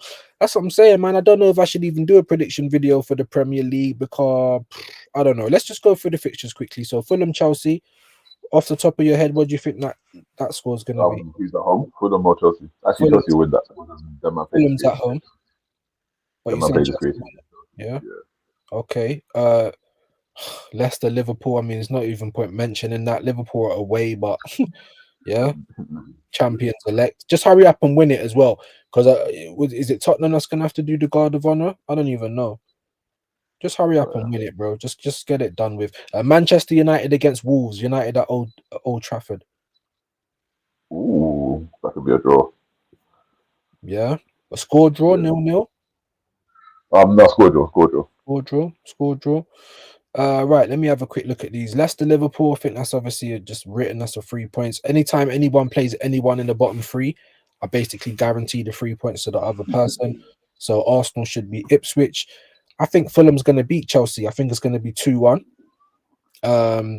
Manchester United, I think after that cup game, but I still don't think they're going to win. Yeah, I think that's going to be a 1-1 with Wolves. Wolves are down there, but they're obviously above the likes of Ipswich, Southampton, and Leicester. So yeah, and obviously they just smacked up Tottenham. So yeah, I think that's going to be like a 1-1. That's Sunday's games. Let's go into tomorrow's games quickly before we round out.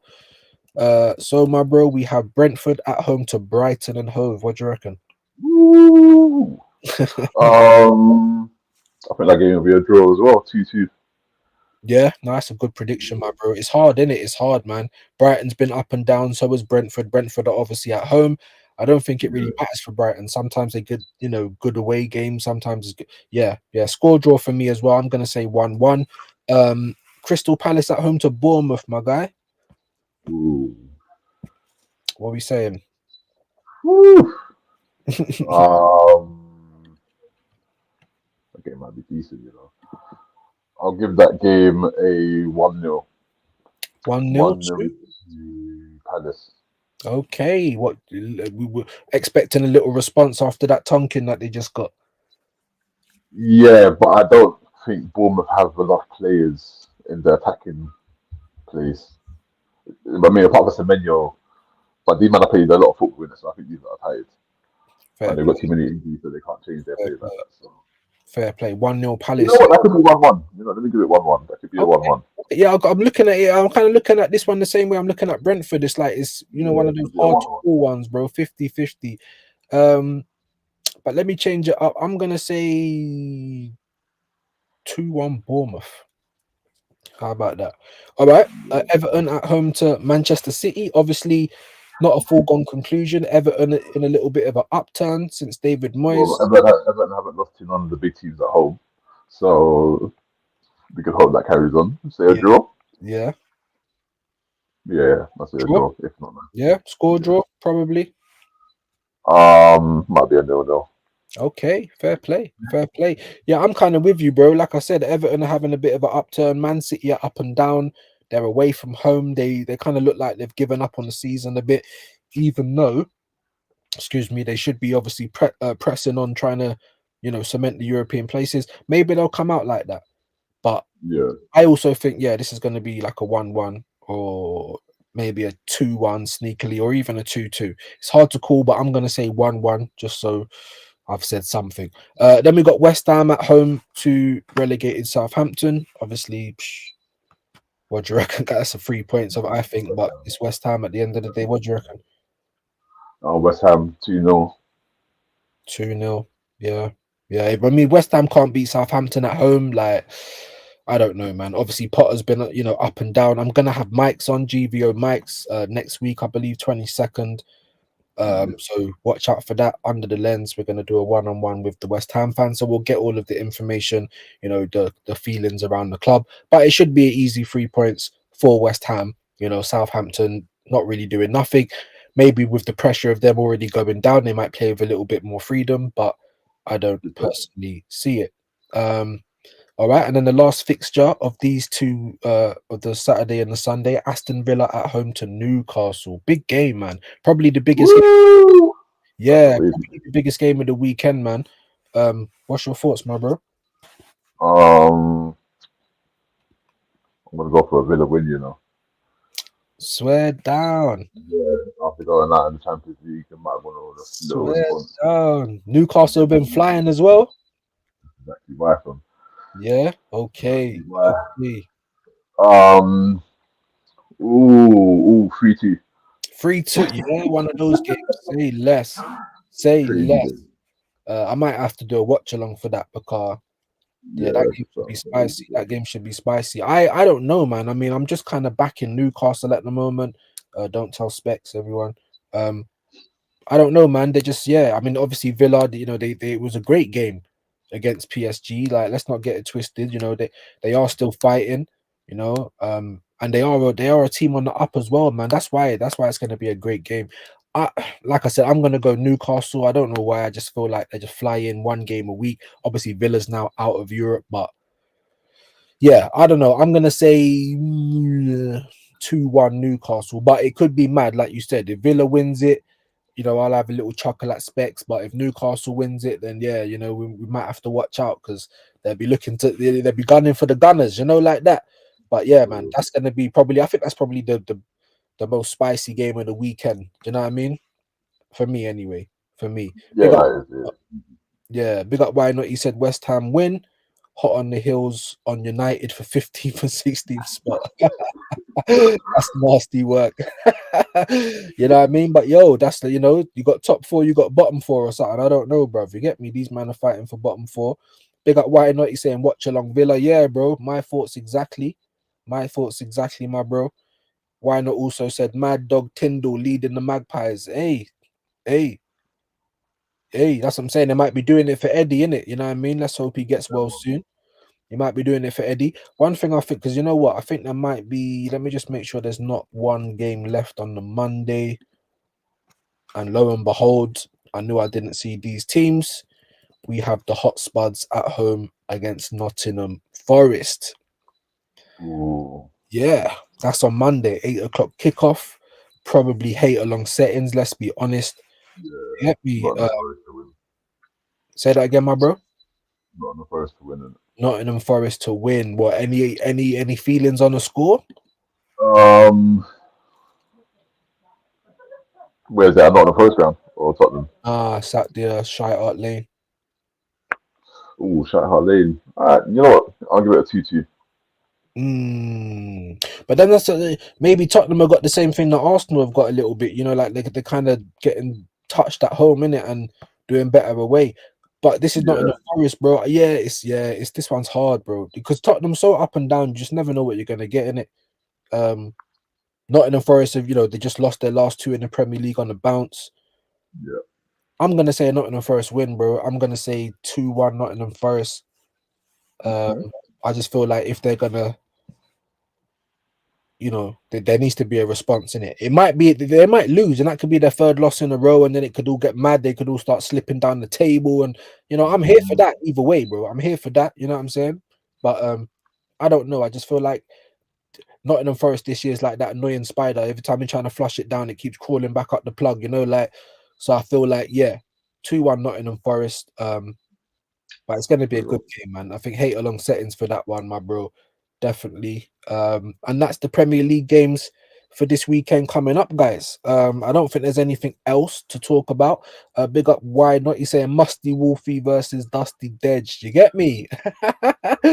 Yeah, and both of them are very big personalities, man. Funny guys. So that will be interesting to see them two going back and forth. You know, we look forward to the games. I'm thinking, I mean, we might have to do double watch along because obviously community service settings for the Arsenal, and then come on, and then obviously Aston Villa Newcastle, and then definitely Monday night. I mean, I don't know if I'll do one on Sunday. There weren't too many good games, but Monday night spicy Tottenham against Forest.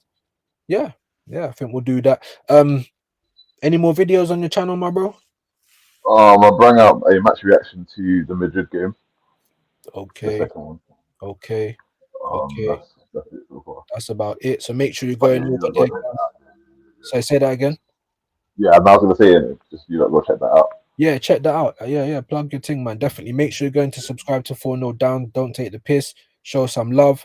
Go and like the video. I'm gonna go and do the same thing straight after that because I haven't seen the new reaction.